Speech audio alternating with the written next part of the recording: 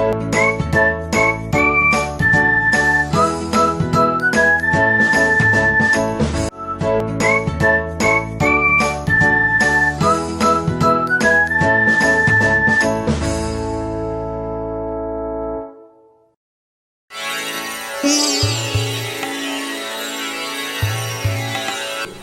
अपने पूर्वजों से उनके ज्ञान, प्रेम, संपत्ति, इच्छाएं, महत्वाकांक्षाएं इत्यादि की प्राप्ति होती है।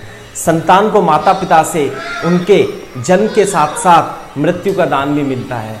संतान को माता पिता से ज्ञान, प्रेम के साथ साथ अंधकार, बैर, घृणा इत्यादि की भी प्राप्ति होती है। और यदि यह अंधकार मन का हो, हृदय का हो और चाहे वास्तविक हो, अंधकार हमेशा भय का कारण बनता है और इससे जीवन की हानि होती है।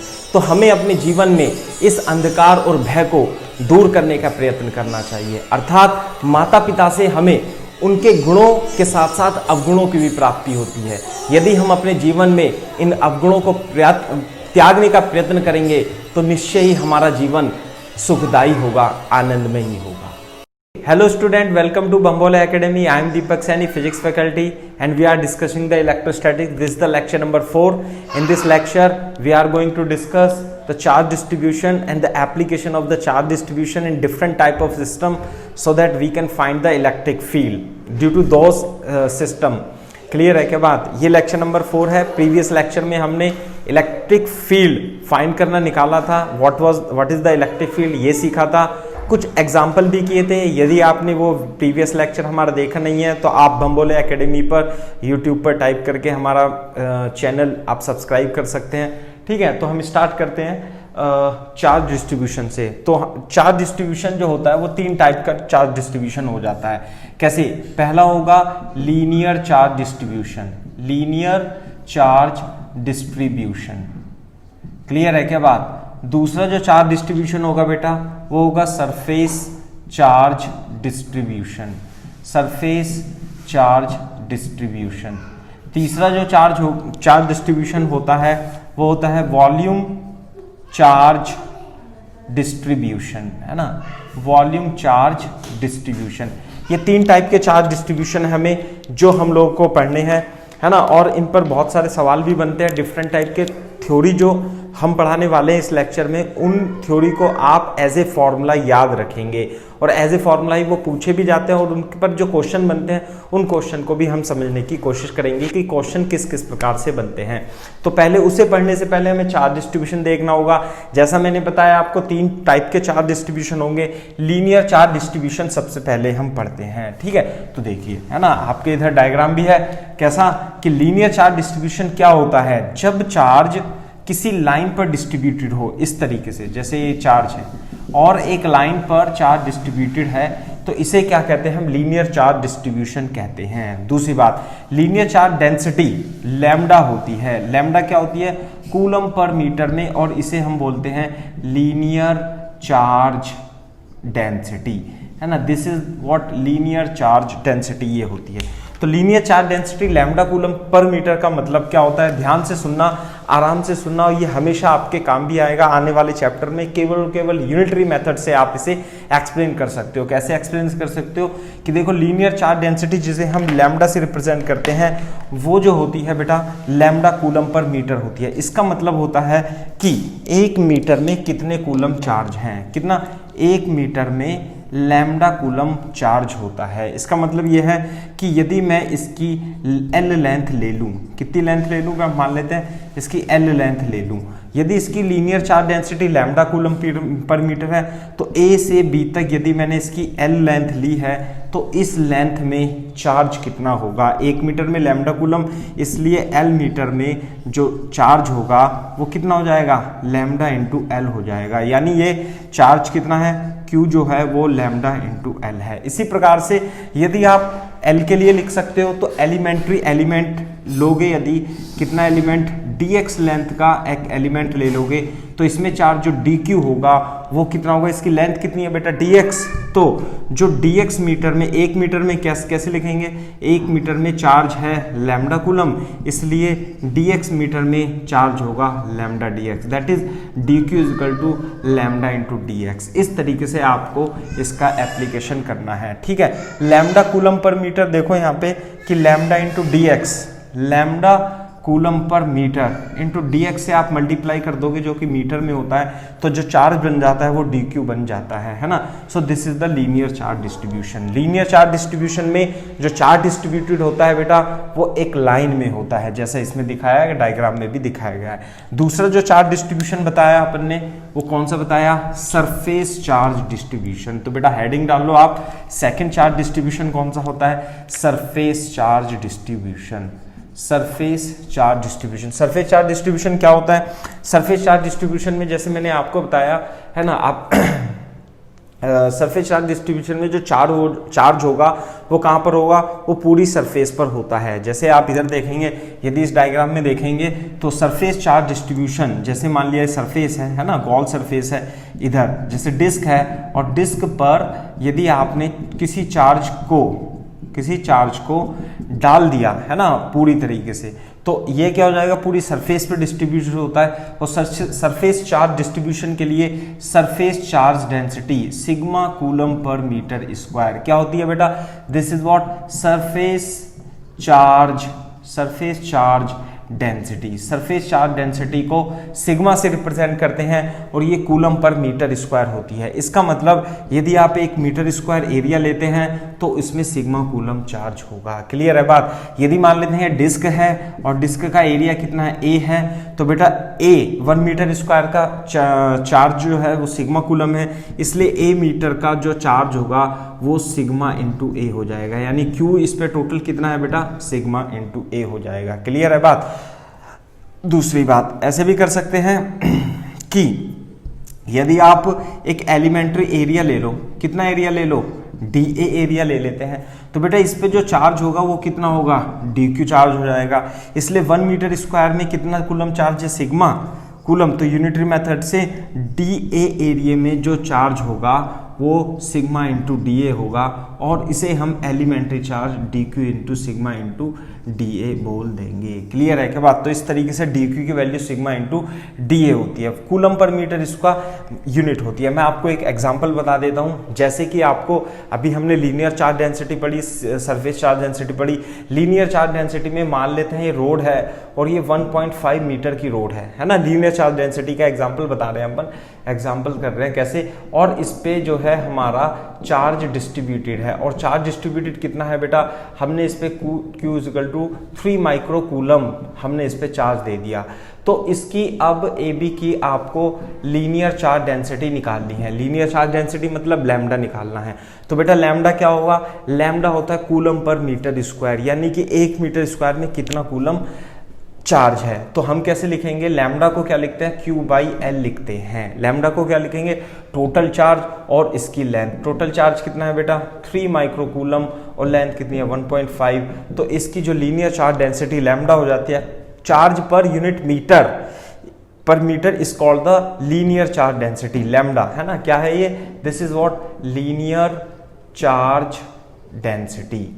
What is it, linear charge density है ना, this is density, linear charge density. Lambda is equal to 13 micro coulomb divided by 1.5, तो आ जाएगा ये कितना आ जाएगा, 2 माइक्रो कूलम पर मीटर आ जाएगा है ना, कूलम पर मीटर, इस तरीके से। तो लैम्डा कितनी हो जाती है, ऐसे लिख सकते हैं 2 micro coulomb per metre is the linear charge density of this rod uniformly distribution charge है ना। अब अगर जो हम इसका एक एग्जांपल लें सरफेस चार्ज डेंसिटी का, सरफेस चार्ज डेंसिटी में मान लेते हैं कि इसकी कितनी जो रेडियस है वो कितनी है, 2 मीटर है, और इस पे जो टोटल चार्ज है वो Q हमने दे दिया है, टोटल चार्ज कितना दे दिया हमने, 2 माइक्रो कूलम दे दिया है। क्लियर है के बाद। तो सरफेस पर टोटल चार्ज आ जाएगा। तो आप इसकी सिग्मा बता सकते हो। सिग्मा क्या होता है, सिग्मा होता है चार्ज पर यूनिट एरिया है ना। सिग्मा क्या होगा, sigma is equal to charge per unit area. Sigma coulomb per metre square, यानी Q अपॉन A को ही हम सिग्मा बोलते हैं।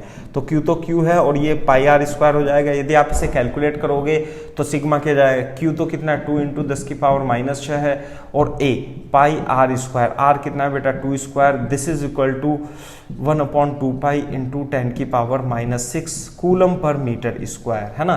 तो सिग्मा जो आ जाता है 1 upon 2 pi micro coulomb per metre square. इस तरीके से आप सरफेस चार्ज डेंसिटी भी लिख सकते हैं।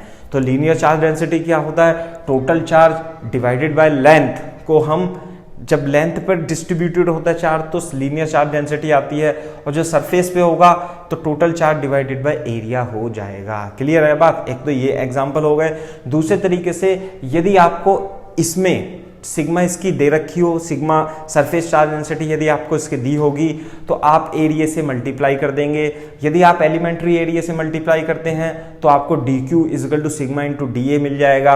यदि आप पूरे के पूरे एरिया से मल्टीप्लाई करते हैं जैसे इसमें किया हुआ है ना, तो q is equal to sigma into a मिल जाता है, जिस तरीके से आपने ये किया हुआ है ना। तो this is the third type of the surface charge distribution, है ना, surface charge distribution. Surface charge distribution में क्या होता है कि जो टोटल चार्ज होता है वो सरफेस पर डिस्ट्रीब्यूटेड होता है। क्लियर है बात। अब हम चलते हैं तीसरे टाइप डिस्ट्रीब्यूशन पर, और जो कि हमारा था कौन सा बेटा, थर्ड टाइप था हमारा वॉल्यूम चार्ज डिस्ट्रीब्यूशन। क्या था बेटा, volume charge distribution. Volume charge distribution. Volume charge distribution में क्या होता है बेटा, वॉल्यूम चार्ज डिस्ट्रीब्यूशन में जो टोटल चार्ज होता है वो वॉल्यूम के अंदर डिस्ट्रीब्यूटेड होता है। जैसे मान लेते हैं ये कोई क्यूब है ना, या क्यूब है या जो क्यूबॉइड है किसी भी प्रकार का है, तो इसके अंदर जो चार्ज होगा वो क्या होगा, यहाँ भी होगा, यहाँ भी होगा, इधर भी होगा, इधर भी होगा, सब जगह टोटल इसके अंदर भी चार्ज होगा। यानी कि ये जो चार्ज है Q, ये क्या है, इसके अंदर तक है ना, वॉल्यूम पे डिस्ट्रीब्यूटेड है। इसी तरीके से मान लेते हैं यदि कोई स्फीयर है, ये स्फीयर है, what is it, this is sphere. तो स्फीयर क्या होगा, स्फीयर के अंदर चार्ज क्या है, पूरा का पूरा डिस्ट्रीब्यूटेड है। वॉल्यूम चार्ज डिस्ट्रीब्यूशन के लिए वॉल्यूम चार्ज डेंसिटी हम डिफाइन करते हैं, volume charge density. Volume charge density को हम रो से डिपेंड करते हैं, रिप्रेजेंट करते हैं, और ये होती है कूलम पर मीटर क्यूब। यानी कि 1 मीटर क्यूब में कितना कूलम, रो कूलम आवेश है। आवेश मतलब चार्ज है, हिंदी में आवेश बोलते हैं चार्ज को। तो इसके अंदर 1 मीटर क्यूब में रो कूलम चार्ज होता है, ये इसका मतलब होता है। क्लियर है क्या बात। दूसरा, यदि 1 मीटर क्यूब में रो कूलम आवेश चार्ज है, तो यदि ये क्यूब मान लूँ मैं थोड़ी देर के लिए, क्यूब की साइड कितनी है बेटा, ए है, और ये ए है। आगे बात समझ में। तो इसलिए v वॉल्यूम में, v मीटर क्यूब में इतना है, तो v वॉल्यूम में कितना होगा, v इंटू रो। तो Q कितना हो जाएगा, वॉल्यूम इंटू रो। वॉल्यूम किसका होगा, अगर जो आप यहाँ देखोगे तो वॉल्यूम तो a क्यूब इसका हो जाएगा। यदि आप इसकी रेडियस मान लोगे r, रेडियस r मान लोगे तो इसका वॉल्यूम 4/3 पाई आर क्यूब हो जाएगा। तो यदि आपको चार्ज निकालना है तो क्या कर दोगे, वॉल्यूम से मल्टीप्लाई कर दोगे। ठीक है, वॉल्यूम किसी का भी वॉल्यूम हो सकता है, ऑब्जेक्ट का है ना, या तो क्यूब है और यहाँ सॉलिड स्फीयर है। अब यदि हम इसमें या इसमें एक एलिमेंटल डीवी मान ले, एलिमेंटल डीवी का मतलब इसका एक एलिमेंटल वॉल्यूम छोटा सा यदि आप एज्यूम कर लो, और इसके अंदर जो चार्ज है वो dq है। कितना चार्ज है बेटा, dq चार्ज है। तो क्या बताया था, 1 मीटर क्यूब में रो कूलम आवेश होता है, चार्ज होता है, इसलिए dv मीटर क्यूब में जो आवेश होगा, चार्ज होगा, वो रो इंटू dv होगा। यानी dq को आप कैसे लिखोगे, रो इंटू dv आप लिख दोगे। तो dq इजिकल टू, आपको यदि रो पता है, रो किस में होता है, कूलम पर मीटर क्यूब में, कूलम पर मीटर क्यूब में, तो आपको क्या करना है, मीटर क्यूब यानी वॉल्यूम से मल्टीप्लाई कर दोगे तो आपके पास क्या जाता है, चार्ज आ जाता है। अब मैं आपको इसका एक एग्जांपल बता देता हूं जिसमें वॉल्यूम चार्ज डिस्ट्रीब्यूशन आपसे पूछा गया है। फॉर एग्जांपल मान लेते हैं ये स्फीयर है और इसकी रेडियस 1 मीटर दे रखी है, और इस पे जो चार्ज है इसके वॉल्यूम पर डिस्ट्रीब्यूटेड है, ये क्वेश्चन में आपको दिया हुआ है, और चार्ज जो है वो 1 माइक्रो कूलम है। तो आपको इसकी वॉल्यूम चार्ज डेंसिटी निकालनी है। वॉल्यूम चार्ज डेंसिटी कितनी होगी बेटा, Q अपॉन वॉल्यूम, है ना, Q अपॉन वॉल्यूम, यानी कूलम पर मीटर क्यूब होगी। आगे बात समझ में। लेकिन वॉल्यूम चार्ज डेंसिटी रो से रिप्रेजेंट करते हैं, तो जो रो होगी वो टोटल चार्ज कितना है बेटा 1 micro coulomb divided by volume कितना होगा इसका 4/3 पाई आर क्यूब, और आर की जगह क्या लिख देंगे हम 1 लिख देंगे, तो कितना जाएगा 3/4 pi into 10⁻⁻6 coulomb per metre cube आ जाता है। तो रो जो आ जाएगा 3/4 पाई, है ना, micro coulomb per metre cube, इसकी वॉल्यूम चार्ज डेंसिटी आ जाती है। क्या बोलते हैं बेटा इसे, volume charge density, volume charge density इसकी आ जाती है। तो ये जो 3 टाइप का चार्ज डिस्ट्रीब्यूशन है, इसे हमने बड़ी ही इत्मीनान से, बड़ी ही मेहनत से हमने इसे पढ़ा है बेटा, है ना। तो आप इस चीज को ढंग से पढ़िए, थोड़ा सा एक बार फिर से आप रिवाइज कर लीजिए। इसका यूज होता है काफी डिफरेंट टाइप के क्वेश्चंस में, इसका डिफरेंट होता है क्वेश्चंस में, इसका यूज हो जाता है। साथ में आपको इसका कॉन्सेप्ट भी आपको क्लियर होना चाहिए।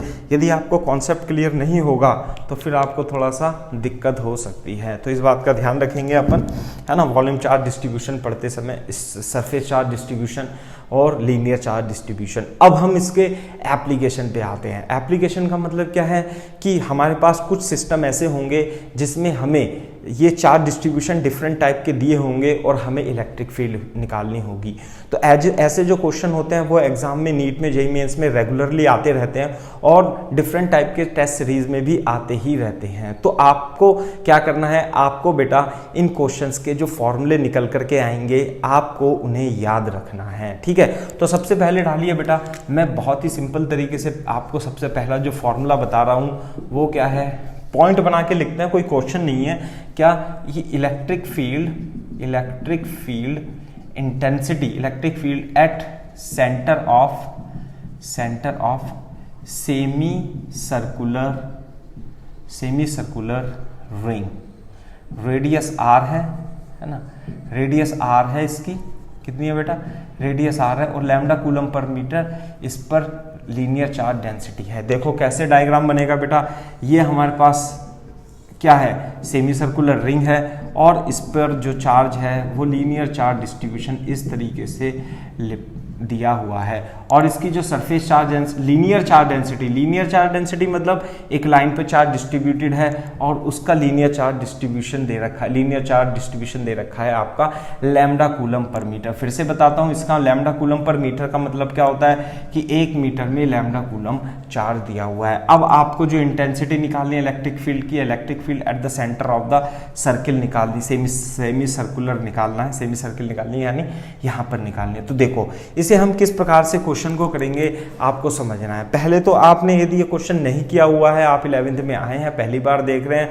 तो आपको बिल्कुल भी आइडिया नहीं होगा कि इस क्वेश्चन को कैसे करा जाए, है ना। तो सबसे पहले आपको हम बताएंगे, टीचर बताता है, तब आपको आइडिया होता है, डिफरेंट टाइप के क्वेश्चंस को आप करने के लायक हो जाते हो। तो सबसे पहले इस क्वेश्चन में तो मैं ही आपको बताऊंगा। कैसे बताऊंगा, देखो ध्यान से सुनो कि कैसे करते हैं। ऊपर इसकी इलेक्ट्रिक फील्ड इंटेंसिटी निकालनी है, हमें दिख रहा है कि ये जो सिस्टम है ये सिमेट्रिक है। कैसे, यदि आप इसे एक्स एक्सिस मान लो, थोड़ी देर के लिए इसे वाई एक्सिस मान लो, तो जैसा चार्ज डिस्ट्रीब्यूशन इधर है, जैसा चार्ज डिस्ट्रीब्यूशन इधर है और इधर भी सेम ही है। तो मैं क्या करूँगा, मैं इसमें यहाँ से वर्टिकल से थीटा एंगल पर एक एलिमेंट कंसीडर कर लूँगा, और ये एंगल कितना हो गया बेटा, डी थीटा हो गया, this angle is D theta, और ये एंगल कितना हो जाता है बेटा, इसे थोड़ी देर के लिए क्या मान लें, ये डी एक्स हो गया, और इसे क्या मान लें हम, डी क्यू मान लेते हैं, है ना। तो देखो ये एंगल कितना था, this angle is D Q, और ये टोटल आर्क कितनी हो गई, डी एक्स, और टोटल रेडियस कितनी है, इसकी रेडियस कितनी है, आर, तो ये वाली डिस्टेंस कितनी हो गई, आर। तो सबसे पहले जो हमारे पास जो रिलेशन आएगा, ये डी थीटा है ना, ये क्या है, D theta, angle is equal to arc upon radius. तो एंगल कितना दे रखा है बेटा, डी थीटा दे रखा है, angle is equal to arc, arc कितनी है इस एलिमेंट की मान लेते हैं, वो डी एक्स है, angle is equal to arc upon radius, तो d x is equal to r d theta आ जाता है। एक बात तो ये हो गई। दूसरी बात, यदि इसकी लेंथ, ये जो एलिमेंट माना है हमने, इसकी लेंथ यदि, थोड़ा साफ कर देता हूं मैं, यदि इसकी लेंथ बेटा डी एक्स है, तो लीनियर चार्ज डेंसिटी भी लैम्डा कूलम है, 1 मीटर में लैम्डा कूलम चार्ज है। तो यदि मैं ये पूछूं कि dx मीटर में कितना होगा, तो dx मीटर में जो चार्ज होगा वो लैम्डा इंटू dx होगा, और वो हमने कितना एज्यूम करा है, dq, तो dq की वैल्यू लैम्डा इंटू dx हो जाती है। क्लियर है क्या बात? तो रिलेशन आ जाता है। तो एक रिलेशन तो ये आ जाता है, एक रिलेशन छोटा सा इनिशियली हमने relation between dq and dx में निकाल लिया, dx इंटू डी थीटा में हमने रिलेशन निकाल लिया, है ना। तो वैसे तो मैं आपको बता सकता हूँ कि देखो यहाँ पे यदि आप dx की वैल्यू रखोगे यहाँ पे, है ना, dx की वैल्यू इसमें रखोगे तो जो dq होगा वो कितना हो जाएगा, लैम्डा इंटू dx, और dx कितना था, r d थीटा। क्लियर है क्या बात? तो बेटा dq कितना हो जाता है, लैम्डा r d थीटा यहाँ से आ जाता है। तो ये रिलेशन अपन यूज करने जा रहे हैं, इसलिए हमने इसे डिराइव किया हुआ है। क्लियर है बात? अब ध्यान से देखो, फिर से अपन क्या करेंगे, थोड़ा सा कैलकुलेशन और करेंगे इसमें। किस तरीके से कि मान लेते हैं ये एक dq एलिमेंट है, यहाँ से एंगल थीटा लिया है हमने। इसी तरीके से अगर जो आप देखोगे इस dq एलिमेंट की वजह से यहाँ पर प्लस प्लस एलिमेंट है, जो इलेक्ट्रिक फील्ड होगी वो इस पॉइंट पर कितनी होगी, dE इस तरीके से हो जाएगी, अवे फ्रॉम द चार्ज। कैसा चार्ज है बेटा, ये प्लस चार्ज है, प्लस प्लस कितना चार्ज है, dq, और dq से अवे फ्रॉम द चार्ज होगी कितना, इस वर्टिकल लाइन से इधर एंगल कितना है बेटा, थीटा है। इसी तरीके से आप इस वर्टिकल लाइन से इधर की ओर थीटा एंगल ले लोगे, किधर से, इधर की ओर। इधर की ओर यदि आप थीटा एंगल लोगे तो यहाँ भी एक चार्ज मान लेते हैं हम dq, तो इस dq वजह से भी इलेक्ट्रिक फील्ड इधर की ओर होगी और उसकी वैल्यू भी dE ही होगी, क्योंकि ये भी r है और ये भी r है, और dE भी, dq और dq दोनों सेम है। तो बेटा dE की वैल्यू कितनी होगी, dE की वैल्यू जो होगी k dq upon r square के इक्वल हो जाती है, पहली बात। दूसरी बात, यदि ये थीटा है तो ध्यान से देखो, ये एंगल भी थीटा हो जाएगा और ये वाला एंगल भी कितना हो जाएगा बेटा, थीटा हो जाएगा। अब ये यदि ये d है और ये थीटा है तो dE और ये कंपोनेंट जो हो जाएगा, इस dE का कंपोनेंट कितना हो जाएगा बेटा, dE साइन थीटा हो जाएगा। क्लियर है क्या बात? इसी तरीके से अगर ये dE है तो इसका ये वाला कंपोनेंट जो होगा वो कितना हो जाएगा, dE साइन थीटा हो जाएगा। ध्यान से देखने वाली बात है, जैसे हमने पिछले लेक्चर में किया था, ये वाली इलेक्ट्रिक फील्ड और ये वाली इलेक्ट्रिक फील्ड इक्वल है और अपोजिट है, एक दूसरे को कट कर देगी। इसका मतलब यहाँ पर जो इलेक्ट्रिक फील्ड होगी वो किधर आएगी, वो नीचे आएगी। कैसे, dE का कॉस कंपोनेंट और dE का कॉस कंपोनेंट, इस वाली dE का भी कॉस कंपोनेंट जिसे हम dE कॉस थीटा बोलेंगे, प्लस इस वाली का भी कॉस कंपोनेंट, उसे भी हम dE कॉस थीटा ही बोलेंगे। तो इसका मतलब यदि हम पॉइंट O की बात करें तो O पर जो रिजल्टेंट इलेक्ट्रिक फील्ड आएगी, है ना, जो रिजल्टेंट इलेक्ट्रिक फील्ड आएगी वो कितनी है, इधर की ओर टोटल कितनी आएगी, 2dE कॉस थीटा आएगी। किसके कारण, दो पॉइंट आवेश के कारण, दो पॉइंट चार्जेस के कारण जो इलेक्ट्रिक फील्ड है वो नीचे की ओर है और उसकी वैल्यू 2dE कॉस थीटा हो जाती है। अब हमें क्या करना है, हमें तो नेट इलेक्ट्रिक फील्ड निकालनी है, हमें तो dQ और dQ के कारण थोड़ी ना निकालनी है। हमारा तो चार्ज क्या है, यहाँ से लेके यहाँ तक टोटल सारे में चार्ज है। इसका मतलब हम कहाँ से चलेंगे, थीटा इजिकल टू 0 से लेके थीटा इजिकल टू 90 तक इंटीग्रेट करेंगे और जो टोटल रिजल्टेंट इलेक्ट्रिक फील्ड आएगी वो integration of 2dE cos theta आ जाएगी। लेकिन बेटा 2dE कॉस थीटा कितना होगा, 2dE की value k dq upon r square into cos theta हो जाती है। ध्यान से देखो 2k अपॉन r स्क्वायर क्या होगा, ध्यान से देखो ये जो होगा E resultant is equal to, है ना, कितना 2k dq upon 2k r square तो कॉमन आ जाएगा, अंदर क्या बचेगा dq इंटू कॉस थीटा बचेगा।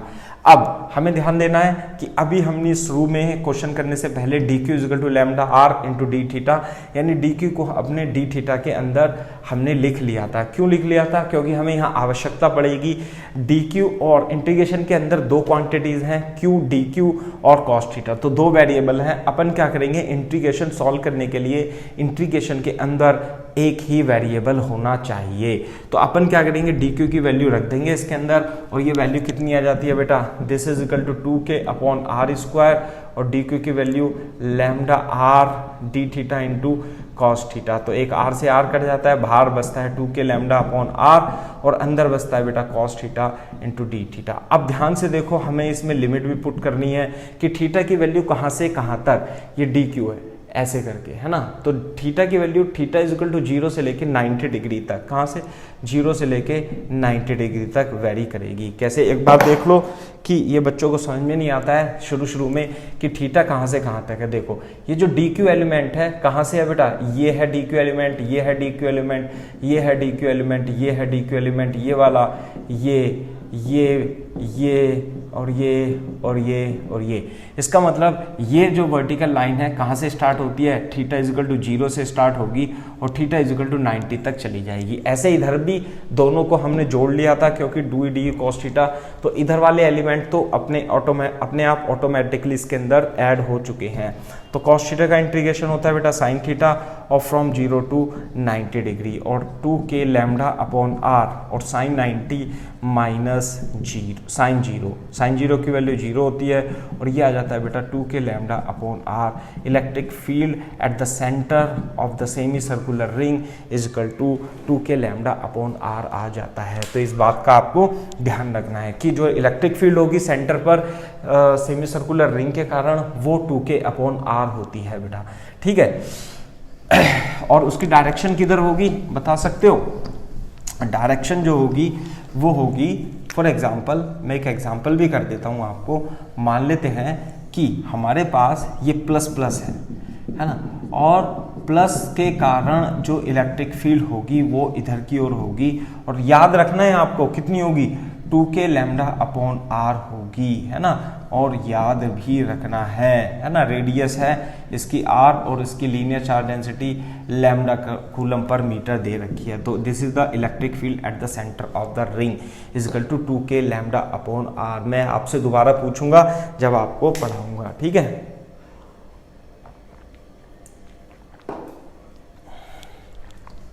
ये तो प्लस क्यू चार्ज के कारण है। अगर जो मान लिया कभी इस तरीके से आ जाए कि सेमी सर्कुलर डिस्क दे रखी है और माइनस चार्ज दे रखा है और इसकी लीनियर चार्ज डेंसिटी बेटा लैम्डा कूलम पर मीटर दे रखी है, रेडियस आर है, तो इसमें तो अवे फ्रॉम द, इसमें जो इलेक्ट्रिक फील्ड थी वो चार्ज से अवे थी। इसमें क्या होगी बेटा, इलेक्ट्रिक फील्ड जो होगी इसके कारण टुवर्ड्स द चार्ज होगी और नेट इलेक्ट्रिक फील्ड इधर की ओर आएगी और कितनी आएगी, मैं इसे साफ कर देता हूँ, कितनी आएगी 2k लैम्डा अपॉन आर ही आ जाएगी। क्लियर है बात। तो इस तरीके से आप इसे कर सकते हो। मैं आपको एक दूसरा और एक बहुत अच्छा सा क्वेश्चन बना करके देता हूँ और आपको समझाता हूँ कि आप किस तरीके से क्वेश्चन को कर सकते हैं। मान लेते हैं फॉर एग्जाम्पल हमारे पास एक सर्कुलर डिस्क है ऐसे करके, और है ना, ध्यान से देखो बेटा कि अगर जो मान लेते हैं यहाँ हमारे पास प्लस प्लस प्लस है और इसकी लीनियर चार्ज डेंसिटी कितनी है बेटा, लैम्डा है, जबकि यहाँ पर जो नेगेटिव चार्ज है और इसकी लीनियर चार्ज डेंसिटी -2 लैम्डा है। क्लियर है कि बात कितनी है, -2 लैम्डा। तो आपको इसके सेंटर पर इलेक्ट्रिक फील्ड निकालनी है यदि इसकी रेडियस r हो, है ना। तो मैं लिख देता हूँ फाइंड इलेक्ट्रिक फील्ड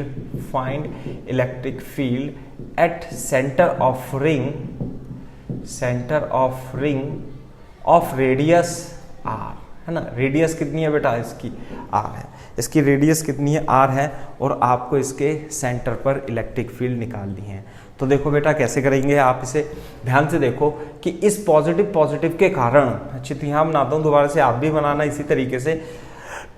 इस पॉजिटिव के कारण जो इलेक्ट्रिक फील्ड होती है वो सेंटर में अवे फ्रॉम द रिंग होती है और वो इधर की ओर हो जाएगी, है ना। और कितनी हो जाएगी बेटा, 2k लैम्डा अपॉन आर हो जाएगी, पहली बात। दूसरी बात, अगर जो ये नेगेटिव आप चार्ज कंसीडर करते हो तो इसके कारण, नेगेटिव के कारण क्या होगी, टुवर्ड्स द चार्ज होगी, इसका मतलब इसके कारण भी इलेक्ट्रिक फील्ड यहीं पर होगी और वो कितनी होती है 2k लैम्डा अपॉन आर। लेकिन इसका लैम्डा कितना है, -2 लैम्डा। तो हमें बेटा इसमें माइनस नहीं रखना है, माइनस तो हमने क्या कर दिया है, पहले से ही डायरेक्शन में डिफाइन कर दिया है, और ये कितनी हो जाएगी 2k लैम्डा। तो इस पॉइंट पर जो इलेक्ट्रिक फील्ड EP जो होगी वो कितनी हो जाएगी, इसके कारण प्लस इसके कारण, दोनों के कारण इलेक्ट्रिक फील्ड हम निकाल लेंगे। कितनी, ये तो है 2k लैम्डा अपॉन आर, ये किसके वजह से, ऊपर वाली सेमी सर्कुलर रिंग की वजह से, और नीचे वाली की वजह से जिसकी linear charge density 2 times they रखी थी, तो ये कितनी हो जाती है plus 4k lambda upon are. बच्चे क्या करते हैं, यहाँ पे माइनस का चिन्ह लगा देते हैं, जो कि गलत है। तो electric field at point P 6k lambda upon r आ जाता है, इस केस में आ जाता है। क्लियर है बात? देखो, लेकिन आपको घबराना नहीं है, डरना नहीं है। क्वेश्चन वो डिफरेंट कर, सेम क्वेश्चन को वो डिफरेंट टाइप से घुमा करके भी दे सकता है। तो आपको समझ जाना है कि क्वेश्चन हमें कैसे सॉल्व करना है। प्रैक्टिस करोगे तो डेफिनेटली आएगा। मान लिया ये सर्किल है हमारे पास, और यहाँ पर जो उसने चार्ज डेंसिटी दे रखी है बेटा, वो इस तरीके से दी हुई है। यहाँ पे प्लस है और यहाँ पर जो चार्ज डेंसिटी है वो कितनी है बेटा, माइनस है। इसकी भी linear charge density lambda coulomb per metre है, और इसकी भी linear charge density lambda coulomb per metre है। तो आपको रेडियस इसकी आर दी हुई है, आपको क्या करना है, find electric field at point P। What is point P? Is the centre of the circle of centre of the circle of radius R। Clear है के बाद? तो देखो, मैं इस क्वेश्चन को दोबारा से यहाँ पे लिखता हूँ, आप भी इसी तरीके से लिखना कि प्लस प्लस प्लस चार्ज के कारण जो इलेक्ट्रिक फील्ड होती है वो अवे फ्रॉम द सेंटर होती, अवे फ्रॉम द चार्ज होती है, और उसकी value k lambda upon R आएगी, है ना, लैम्डा है। जबकि माइनस के कारण जो होगी, ये माइनस माइनस माइनस का चार्ज दिया हुआ है, और वो भी इलेक्ट्रिक फील्ड इधर की ओर ही होगी, और इसकी charge density minus lambda coulomb per metre दी हुई है। लेकिन हम माइनस नहीं लिखेंगे, केवल डायरेक्शन तो हमने लिख दी है, और वो भी k लैम्डा अपॉन आर होती है। एक मिनट गलती कर दिया मैंने कि सेंटर पे जो इलेक्ट्रिक फील्ड होती है वो 2k लैम्डा अपॉन आर होती है। तो इसकी वजह से भी 2k लैम्डा अपॉन आर होगी, और इसकी वजह से भी 2k लैम्डा अपॉन आर हो जाएगी। तो इसका मतलब P पॉइंट पर जो इलेक्ट्रिक फील्ड होगी, बता सकते हो कितनी होगी? इन दोनों का वेक्टर सम कर देंगे, यानी 4k lambda upon r towards this direction, net electric field आ जाती है। तो कभी कभी तो क्वेश्चन में क्या पूछता है, वो डिफरेंट टाइप के चार्ज दे देगा, और आपसे पूछेगा कि what will be the direction of the electric field. तो मेरे ख्याल से बिल्कुल आपको एक कॉन्सेप्ट समझ में आना चाहिए, है ना। कोशिश तो अपनी यही रहती है कि बच्चों को कम से कम समय में ज़्यादा से ज़्यादा अच्छे से अच्छा डिलीवर करें, है ना। बाकी डिपेंड करता है कि आप कितनी मेहनत करते हो।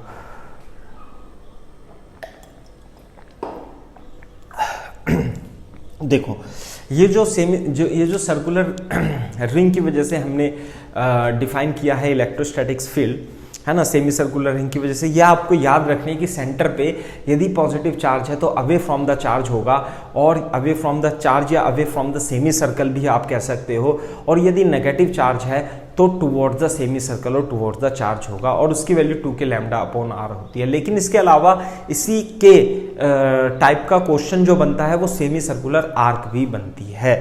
सेमी सर्कुलर आर्क की वजह से भी काफ़ी क्वेश्चन पूछे जाते हैं। तो आप हेडिंग डाल लीजिए, electric field at centre of semi circular arc और ऑफ सर्कुलर आर्क, है ना। सर्कुलर आर्क की वजह से इलेक्ट्रिक फील्ड कितनी होगी? सर्कुलर आर्क कैसे होगी कि भाई ये तो पूरी सेमी सर्कल होता है, ऐसे करके ये सेमी सर्कल होता है ना, तो सर्कुलर आर्क कितनी है बेटा? सर्कुलर आर्क केवल और केवल इतनी है, ऐसे करके, है ना।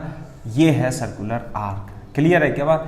This is the circular arc, और यहाँ पर केवल और केवल यहाँ पर चार्ज दिया हुआ है, ठीक है। और इसकी जो लीनियर चार्ज डेंसिटी है बेटा वो लैम्डा कूलम पर मीटर दे रखी है, रेडियस कितनी है? आर है। दूसरी बात, इसमें जो आपको दिया होगा बेटा इस सर्कुलर आर्क का, ये तो सेंटर है, सेंटर पे जो एंगल बना रही है वो कितना है? α/2 अल्फा है टोटल एंगल, तो अल्फा है। तो ये वाला एंगल यदि आप देखोगे तो ये हो जाएगा α/2, और ये वाला एंगल भी कितना हो जाएगा बेटा? α/2 हो जाएगा। इसका मतलब जैसे इसका यदि आप उसकी इलेक्ट्रिक फील्ड निकालना चाहते हैं तो इलेक्ट्रिक फील्ड वैसे ही निकलेगी जैसे हमने अभी अभी निकाला था, लेकिन इसमें थीटा की वैल्यू जो वेरी करेगी वो डिफरेंट हो जाएगी। कैसे? मान लेते हैं तो हमारा सर्कुलर आर्क है, ऐसे करके सर्कुलर आर्क है, ठीक है, यहाँ पे सेंटर है। अब ये है, हमने क्या माना था उसमें कि थीटा डिस्टेंस, थीटा एंगल पर, है ना, एक डी थीटा का एलिमेंट ले लिया था थीटा पर, एक डी क्यू ले लिया था ये, और इसी तरीके से इधर भी हमने क्या ले लिया था? डी क्यू ले लिया था, और इन दोनों की वजह से इलेक्ट्रिक फील्ड डी ई थी और ये भी डी ई थी। ये थीटा है, ये थीटा है, तो ये भी थीटा हो जाता है, और नेट इलेक्ट्रिक फील्ड कितनी आ जाती है? 2DE का कितना आ जाता है? ये थीटा है तो ये वाला होगा थीटा, और ये वाला होगा थीटा। तो इलेक्ट्रिक फील्ड जो आ जाती है वो 2DE cos थीटा आ जाती है। तो रिजल्टेंट इलेक्ट्रिक फील्ड है ना, रिजल्टेंट इलेक्ट्रिक फील्ड जो होगी वो यहाँ पे लिख देते हैं अपन, जो रिजल्टेंट इलेक्ट्रिक फील्ड होगी वो कितनी होगी बेटा, integration of 2DE cos theta होगी। फिर से मैं बता देता हूँ कि 2DE cos थीटा जैसे अपन ने याद कर लिया था, DE जो होगा वो कितना होगा, k dq upon r square के इक्वल हो जाएगा। और dq कितना होगा, dq is equal to lambda into dx होगा, और dx is equal to r d theta. अभी हमने प्रीवियस वाले कॉन्सेप्ट में पढ़ा है। तो electric field DE is equal to k dq, same वैसे ही कर रहे हैं जैसे अभी आपने करा था। ये हो गया cos थीटा, ये आ जाता है 2k अपॉन r स्क्वायर, और अंदर क्या बचता है बेटा dq, और dq को क्या लिख लेंगे, lambda r d theta into cos theta. तो एक r से r कट जाता है, ये आ जाता है 2k लैम्डा अपॉन r, और अंदर बचता है कॉस थीटा डी थीटा। अब बात आती है कि इंटीग्रेशन हम थीटा का कहाँ से कहाँ तक करें। तो ध्यान से देखो, जो प्लस चार्ज है वो कहाँ से कहाँ तक वेरी कर रहा है। तो dq जो चार्ज है वो कहाँ से, यहाँ से यहाँ पर dq है, यहाँ पर dq है, यहाँ पर dq है, यहाँ dq है, यहाँ dq है, और ये भी dq है, ये भी dq है, और यहाँ तक ही dq है। और ये एंगल कितना है बेटा, एंगल है अल्फा बाय 2, यानी dq के लिए जो थीटा होगा वो कितना होगा, मिनिमम 0 होगा, और कहाँ तक जाएगा, अल्फा बाय 2 तक जाएगा। इसी तरीके से इधर भी हमने कर लिया था, यहाँ 2D ले लिया था। तो जो रिजल्टेंट इलेक्ट्रिक फील्ड होगी वो 2k लैम्डा अपॉन r, और cos थीटा का इंटीग्रेशन जो होता है वो sin थीटा होता है फ्रॉम 0 टू अल्फा बाय 2। बहुत ही अच्छा एक्सप्रेशन आता है, जो सेंटर पर इलेक्ट्रिक फील्ड होती है उसकी वैल्यू 2k लैम्डा r और साइन अल्फा बाय 2 इस तरीके से आती है। तो इस सिचुएशन को आपको याद रखना है कि जो इलेक्ट्रिक फील्ड होगी सेंटर ऑफ द आर्क पर, यदि आर्क ने सेंटर पर अल्फा कोण बनाया हुआ है, अल्फा एंगल बनाया हुआ है, तो इसकी value 2k lambda upon r sine alpha by 2 हो जाती है। इसे आप याद रखेंगे। क्लियर है बात। इसमें बहुत सारे क्वेश्चन होते हैं, जैसे कि इस सर्कुलर आर्क को सेमी सर्कुलर रिंग में बनाना है। सेमी सर्कुलर रिंग कहाँ से कहाँ तक होती है बेटा, यहाँ से लेके यहाँ तक होती है, यानी कि जो अल्फा हो जाएगा वो कितना हो जाएगा सेमी सर्कुलर रिंग में, ये वाला अल्फा कितना हो जाएगा, अल्फा सेमी, मैं यहाँ पे लिख देता हूँ, 4 सेमी सर्कुलर रिंग के लिए अल्फा की वैल्यू 180 हो जाएगी ना। ये वाला एंगल, ये टोटल एंगल कितना हो जाएगा, अल्फा हो जाएगा, अल्फा इज इक्वल टू 180 हो जाएगा। तो यहाँ पे जो इलेक्ट्रिक फील्ड निकलेगी इधर की ओर वो कितनी होती है, 2k लैम्डा अपॉन r, और साइन 180, अल्फा की जगह 180 बाय 2, तो साइन 180 बाय 2 साइन 90 की वैल्यू 1 होती है। तो आंसर कितना जाता है, this is 2k lambda upon r answer आ जाता है, जो कि हमने डिराइव भी किया था। इसका मतलब क्या है कि आप इसे एज ए जर्नल फॉर्मूला याद कर सकते हैं, काफ़ी बार पूछा जाता है। डायरेक्ट आपको ये सब ताम झाम नहीं करना है, जिसमें कि आपको बहुत सारी कैलकुलेशन बार बार करनी पड़ेगी। हो सकता है यदि आप नीट या जेईई मेंस एग्जामिनेशन में अपीयर होने वाले हैं तो वहाँ पर जो होती है डायरेक्ट इस फॉर्मूले को यूज़ करते हैं। कैसे क्वेश्चन बनता है वो मैं आपको बताता हूँ, एक बार आप इसे कॉपी कीजिए। देखो क्वेश्चन किस तरीके से बनेगा बेटा वो मैं आपको बता देता हूँ, है ना। जो क्वेश्चन होगा सर्कुलर आर्क का वो डिफरेंट टाइप का, एक तो अल्फा इज इक्वल टू 180 वाला मैंने आपको एग्जांपल दे दिया है। उसमें क्या बनता है, अल्फा इज इक्वल टू 180 पर circular arc semi circular ring में कन्वर्ट हो जाती है, तो 2k लैम्डा अपॉन r आ जाता है। क्वेश्चन क्या आएगा, देखो if example if alpha is equal to 90 degree, alpha की वैल्यू कितनी है 90 डिग्री, यानी कि ये तो सेमी सर्कुलर आर्क हो गई इस तरीके से, और इस पे लीनियर चार्ज डेंसिटी कितनी है बेटा, लैम्डा कूलम पर मीटर है, और ये कितना है बेटा 90 डिग्री। 90 डिग्री का मतलब ये एंगल 90 डिग्री इस तरीके से है। तो ध्यान से देखो, ये एंगल कितना हो जाएगा 45, ये कितना हो जाएगा 45, और इधर जो वैल्यू निकल करके आई थी अल्फा की वैल्यू कितनी हो जाएगी, इसमें अल्फा की वैल्यू 90 वैल्यू हो जाएगी, 2k लैम्डा अपॉन r, और ये साइन अल्फा बाय 2 निकल करके आया था। तो जो इलेक्ट्रिक फील्ड एट O हो जाएगी, मैं O लिख लेता हूँ यहाँ पे, जो इलेक्ट्रिक फील्ड एट O हो जाएगी वो कितनी हो जाएगी this electric field is equal to 2k lambda upon are sine 90/2, और साइन 90/2 कितना होता है 45, 1/√2 से मल्टीप्लाई करेंगे तो k lambda upon r √2 answer आ जाता है। तो इधर की ओर क्वार्टर की वजह से जो होगी अवे फ्रॉम द क्वार्टर होगी, और electric field k lambda upon R ना, रेडियस कितनी मान लें इसकी, चलो कैपिटल आर मान लेते हैं, यहाँ पे कैपिटल आर लिख दो, कोई दिक्कत वाली बात नहीं है। तो जो इलेक्ट्रिक फील्ड होगी वो k लैम्डा बाई आर √2 के इक्वल हो जाती है। मैं इसका आपको एग्जांपल कराता हूँ तभी आपको अच्छा लगेगा, समझ में भी आएगा। जैसे कि मान लेते हैं फॉर एग्जांपल कि हमारे पास एक सर्कुलर क्वार्टर है, जैसे रिंग है ऐसे करके, तो यहाँ पे हमारे पास plus plus plus plus charge दे रखा है, और इसकी लीनियर चार्ज डेंसिटी कितनी है बेटा, लैम्डा कूलम मीटर है, रेडियस कितनी है, कैपिटल आर है। तो इसके कारण यहाँ पर जो इलेक्ट्रिक फील्ड होगी वो आपको बतानी है। तो कैसे बताएंगे, ये 90 डिग्री है और इसके मिड में है ना, तो इलेक्ट्रिक फील्ड इधर होती है। नहीं आई बात समझ में, इलेक्ट्रिक फील्ड इधर ही होगी। क्लियर है क्या बात, अभी तो बताया कैसे होगी, बिल्कुल बीच में होगी, आधा इधर आधा इधर, तो ये भी 45 डिग्री, ये 45 डिग्री, ये भी कितना होगा 45 डिग्री होगा। तो इलेक्ट्रिक फील्ड ऐसे होगी, और प्लस चार्ज है क्योंकि प्लस चार्ज की वजह से कैसी होगी, अवे फ्रॉम द चार्ज होगी। दूसरी बात, इसकी जो वैल्यू आएगी बेटा, वो वैल्यू जो आती है वो k लैम्डा अपॉन आर √2 के इक्वल आती है। इसी तरीके से यदि हम यहाँ पर एक माइनस, यहाँ पर जो सेमी सर्कुलर डिस्क है ना, उसमें यदि आप सेमी सर्कुलर रिंग है, यदि आप नेगेटिव चार्ज दे दें तो जो इलेक्ट्रिक फील्ड होगी वो इधर की ओर होगी, कैसे, टूवर्ड्स द सेंटर की तरफ होगी। दूसरा, इसकी भी यदि हम लैम्डा कूलम पर मीटर मान लें तो ये भी इलेक्ट्रिक फील्ड का मैग्नीट्यूड क्या होगा, ई होगा। यानी हमारे पास यदि इस प्रकार का कॉन्फ़िगरेशन है, कैसे, क्वार्टर सर्किल पर तो माइनस माइनस माइनस चार्ज लगा हुआ है, और रेस्ट क्वार्टर पर प्लस प्लस प्लस चार्ज लगा हुआ है, तो बेटा इसके सेंटर पर जो इलेक्ट्रिक फील्ड होगी उसकी डायरेक्शन किधर होगी, आपको ऐसा बताना है। तो ध्यान से देखेंगे, इधर और इधर है ना, तो इसका मतलब ये ई है, और ये कितना है बेटा 45, और ये भी कितना आएगा बेटा 45 आएगा।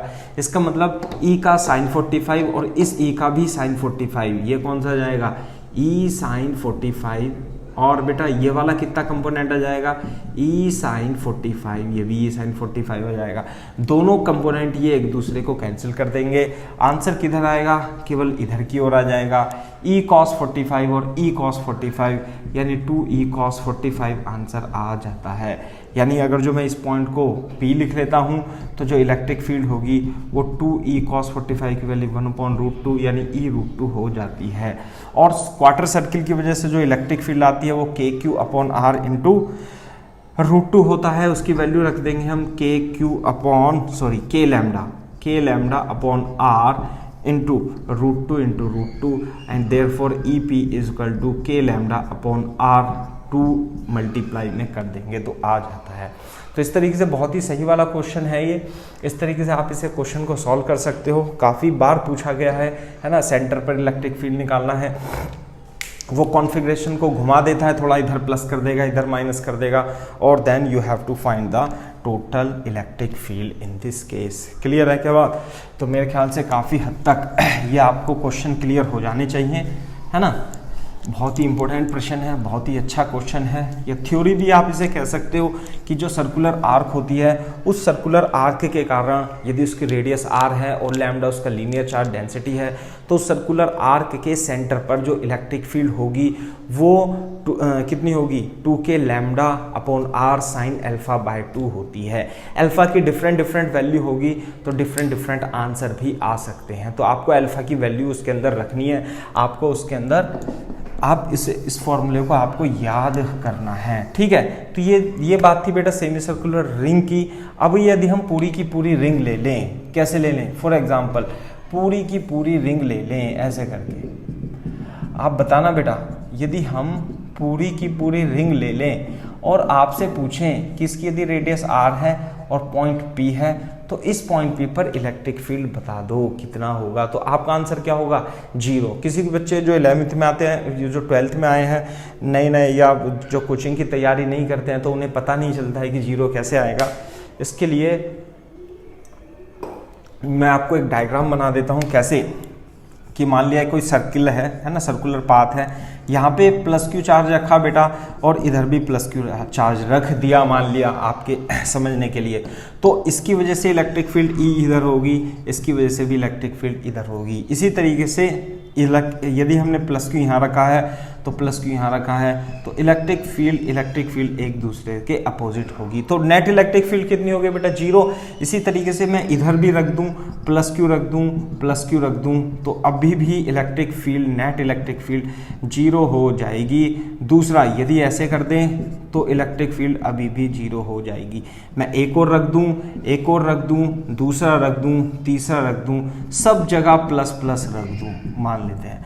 तो इसका मतलब ऐसा होगा कि कोई ना कोई किसी एक चार्ज के कारण जो इलेक्ट्रिक फील्ड है वो किसी दूसरे अपोजिट डायमीट्रिकली अपोजिट वाले चार्ज के कारण इलेक्ट्रिक फील्ड कैंसिल आउट हो रही है। तो नेट इलेक्ट्रिक फील्ड कितनी आती है बेटा, E P at centre of ring कितनी आती है, this is equal to 0 answer आ जाता है। लेकिन तो ये तो है ही, है ना, ये तो है ही क्वेश्चन, है ही सही इस टाइप का क्वेश्चन की सर्कुलर रिंग के uniformly distributed linear charge density है रिंग पर, और आपको क्या निकालना है, आपको electric field at point P उसके सेंटर पर निकालनी है। तो इलेक्ट्रिक फील्ड जो होती है पॉइंट पी पर वो कितनी होगी, वो 0 हो जाती है, इसे याद रखना है। लेकिन क्वेश्चन जो बनता है, क्वेश्चन डिफरेंट टाइप से बनता है ना। क्वेश्चन में क्या होगा कि इलेक्ट्रिक फील्ड सेंटर पे ना पूछ करके कहाँ पर बनती है इलेक्ट्रिक फील्ड, पूछनी होती है आपको। इलेक्ट्रिक फील्ड जैसे मान लीजिए सर्किल है ना, ये सर्कुलर रिंग है और इस पे यूनिफॉर्मली चार्ज डिस्ट्रीब्यूटेड है, और वो चार्ज डिस्ट्रीब्यूटेड जो है वो टोटल चार्ज मान लेते हैं इस पर Q है ना। टोटल चार्ज कितना है इसका, Q है। ध्यान से देखो, यदि इसकी ये सेंटर है और ये this is the axis of the ring, क्या है बेटा, ये एक्सिस ऑफ द रिंग है। तो यदि आप इसके सेंटर पे पूछोगे, ओ पर पूछोगे, तो इलेक्ट्रिक फील्ड एट ओ जो होगी वो 0 होगी, वो अभी हमने बताया है। क्लियर है बात। इस क्वेश्चन को दो तरीके से आप कर तरीका तो एक है, लेकिन दो तरीके से सोच सकते हो। कैसा, लैम्डा के फॉर्म में और क्यू के फॉर्म में। अपन क्या करते हैं, इस क्वेश्चन को लैम्डा के फॉर्म में नहीं याद रखेंगे, क्यू के फॉर्म में याद रखेंगे, है ना। यदि आपसे पूछा जाए कि इस रिंग पर यदि total charge Q uniformly distributed है, तो लाइन में डिस्ट्रीब्यूटेड है, तो लीनियर चार्ज डेंसिटी कितनी होगी वो मैं बता देता हूं आपको। लीनियर चार्ज डेंसिटी जो लैम्डा होगी, टोटल चार्ज इस पर और इसी की लेंथ, इसकी लेंथ कितनी होगी 2πr। तो बेटा linear charge density Q upon 2πr coulomb per metre, इसका आंसर आ जाता है। दूसरी बात, वो आपको इसके सेंटर पर जो इलेक्ट्रिक फील्ड है वो 0 है, लेकिन वो नहीं पूछी है। क्या पूछी है कि एक पॉइंट P है, कहाँ से, उसकी एक्सिस पर, सेंटर से x दूरी पर स्थित है ना। मैं लिख देता हूँ यहाँ, क्या लिख देता हूँ, find electric field at point P which is at distance x from centre of ring, ऐसे करके है। तो रिंग के सेंटर पर आपको, रिंग के सेंटर से x डिस्टेंस पे पॉइंट P पर वहां पर इलेक्ट्रिक फील्ड आपको बच्चों निकालनी है। तो देखो कैसे निकालेंगे, थोड़ा सा मैं आपको समझा देता हूं। आप ऐसा मत सोचना कि हमें तो समझ में कैसे आएगा, लेकिन पहली बार टीचर ही बताएगा तभी आपको बच्चों ये समझ में आएगा। देखो किस तरीके से करना है अपने को, कि बढ़िया सा चित्र बनाते हैं अपन। यहाँ पर बनाते हैं कि मान लेते हैं बेटा ये रिंग है, ऐसे करके रिंग है ना, रिंग है और चार्ज है। ये मान लेते हैं ये एक्सिस है। What is it, this is the axis of the ring, है ना। क्या है बेटा ये, this is the axis of the ring. तो ध्यान से देखो कि जब आप एक चार्ज मान लो dq ऊपर की ओर मान लेते हैं, चार्ज कितना मान लेते हैं, dq ऊपर की ओर चार्ज मान लेते हैं, और dq चार्ज को क्या मान लेते हैं, हम नीचे मान लेते हैं। टोटल चार्ज है, पूरा का पूरा चार्ज है कितना, इतना। आ गई बात समझ में, ऐसे करके। तो ध्यान से देखो, यदि ये पॉइंट P है और ये O है और डिस्टेंस x है, तो इस चार्ज के कारण जो इलेक्ट्रिक फील्ड होगी, एलिमेंटल चार्ज के कारण, छोटे से चार्ज के कारण इलेक्ट्रिक फील्ड भी छोटी सी होगी। एलिमेंटल चार्ज के कारण एलिमेंट्री इलेक्ट्रिक फील्ड डी होगी। यदि मैं इसे थीटा मानूं तो ध्यान से देखना ये एंगल भी कितना हो जाता है बेटा, थीटा हो जाता है। क्लियर है। इसी तरीके से यदि मैं इस डी क्यू चार्ज को लेता हूं और इस डी क्यू चार्ज के कारण इस ओ पर इलेक्ट्रिक फील्ड यदि मैं निकालने की कोशिश करूंगा तो जो इलेक्ट्रिक फील्ड होगी वो इधर की ओर होगी और वो भी क्या होगी, डी के इक्वल होगी। ध्यान दो, यदि ये ओ और पी, यदि ये ओ और पी के बीच की डिस्टेंस x है तो ये तो हो जाएगी हमारी रेडियस, और ये वाली जो डिस्टेंस हो जाएगी ये हो जाएगी r, और जो r की वैल्यू होती है वो root are square plus x square होगी। और मैं थोड़ा इसका स्क्वायर करके भी लिख देता हूँ क्योंकि हमें आवश्यकता पड़ेगी इसकी, तो जो इसका स्क्वायर होगा वो capital R square plus x square के इक्वल होगा। क्लियर है बात। यदि एंगल थीटा है तो ये भी एंगल क्या होगा, थीटा होगा, क्योंकि ये भी r है और ये भी x है और ये भी कितना होगा, r होगा। इसका मतलब ध्यान से देखो कि ये एंगल थीटा थीटा, ये भी थीटा होगा, तो इस डी का ये वाला कंपोनेंट जो होगा वो कितना होगा, डी साइन थीटा होगा, और इस डी का इधर की ओर जो कंपोनेंट होगा वो भी डी साइन थीटा होगा। और जैसे अभी तक हम करते आए हैं बहुत सारे क्वेश्चन में, ये दोनों कंपोनेंट एक दूसरे को नलीफाई कर देंगे, कैंसिल आउट कर देंगे, जीरो बना देंगे। तो जो इलेक्ट्रिक फील्ड होगी बेटा वो किस दिशा में होगी, इस और इस दिशा में होगी। और कैसे होगी, डी कॉस थीटा होगी। अब ध्यान से देखना है, थोड़ी सी इसमें तिगड़मबाजी है, थोड़ी सी आप में समझदारी है। आपको पहली बार में हो सकता है आप कहें कि थोड़ा गलती हो गई, हमने रट लिया इसे, लेकिन ऐसा बिल्कुल नहीं है।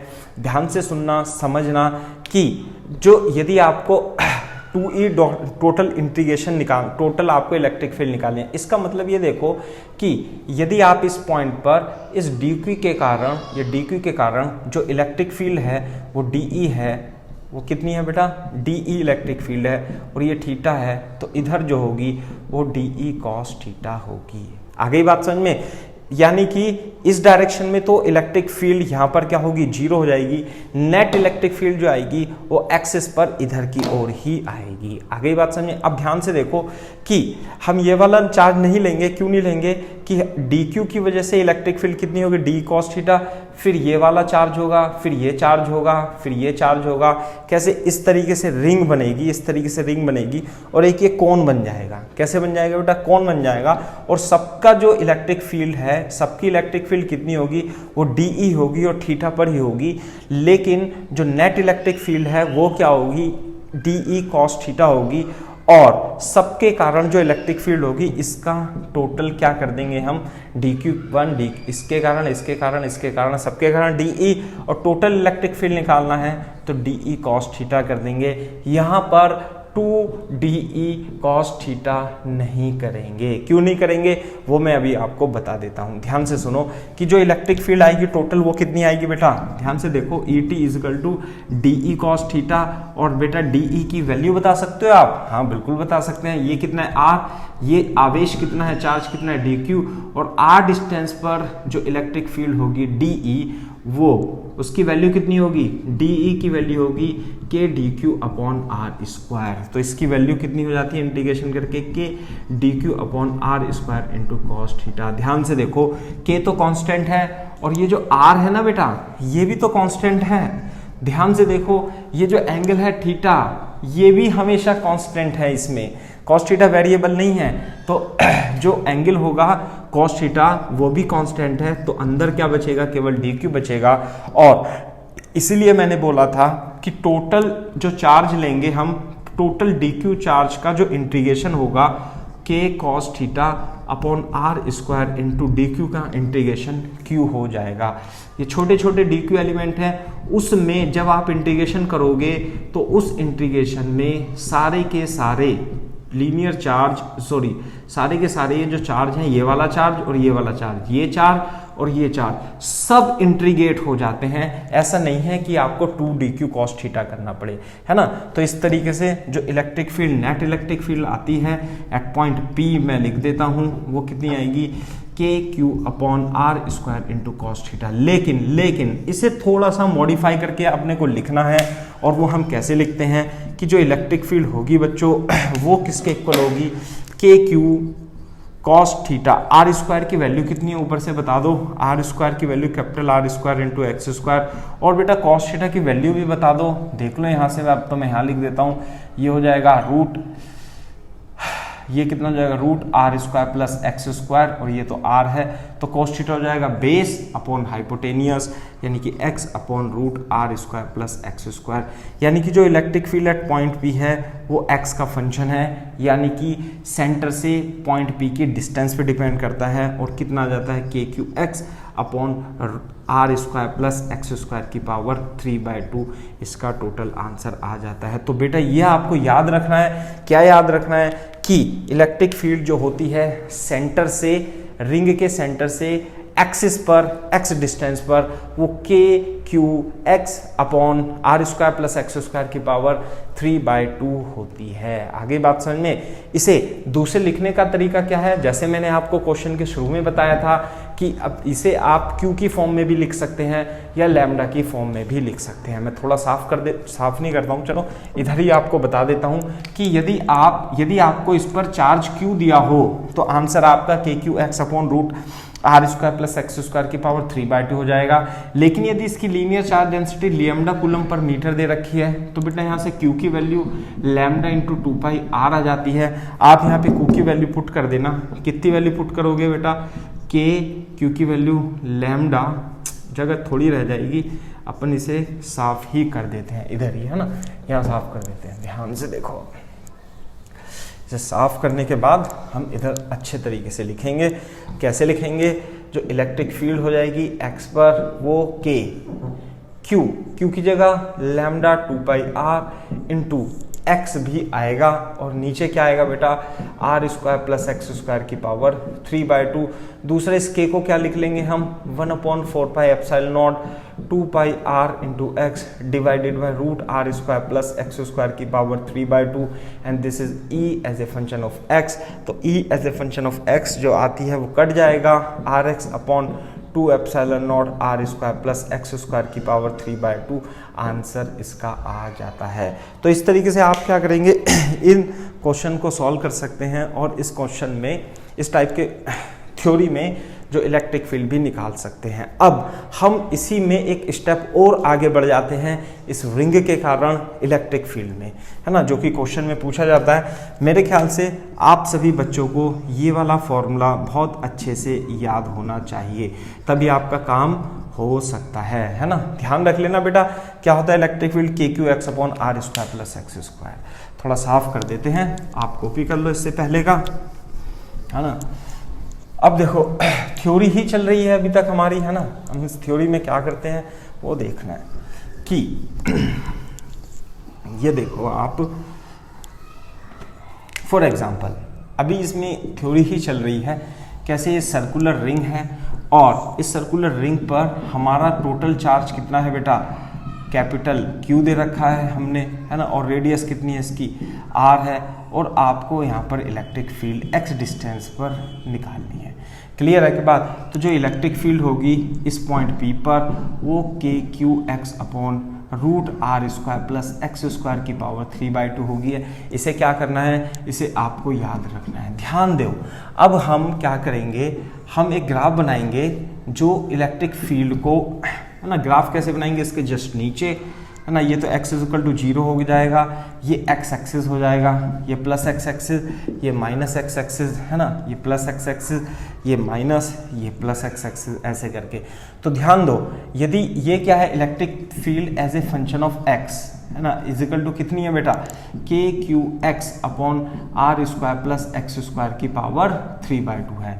तो ध्यान से देख करके बताओ कि यदि मैं इसमें x बराबर 0 रख दूं तो इलेक्ट्रिक फील्ड यानी x बराबर 0 रखा तो कितनी हो जाएगी, यहाँ x 0 यहाँ 0, तो टोटल 0 आ जाता है। तो यानी कि x बराबर 0 पर इलेक्ट्रिक फील्ड कितनी है, 0 हो जाती है।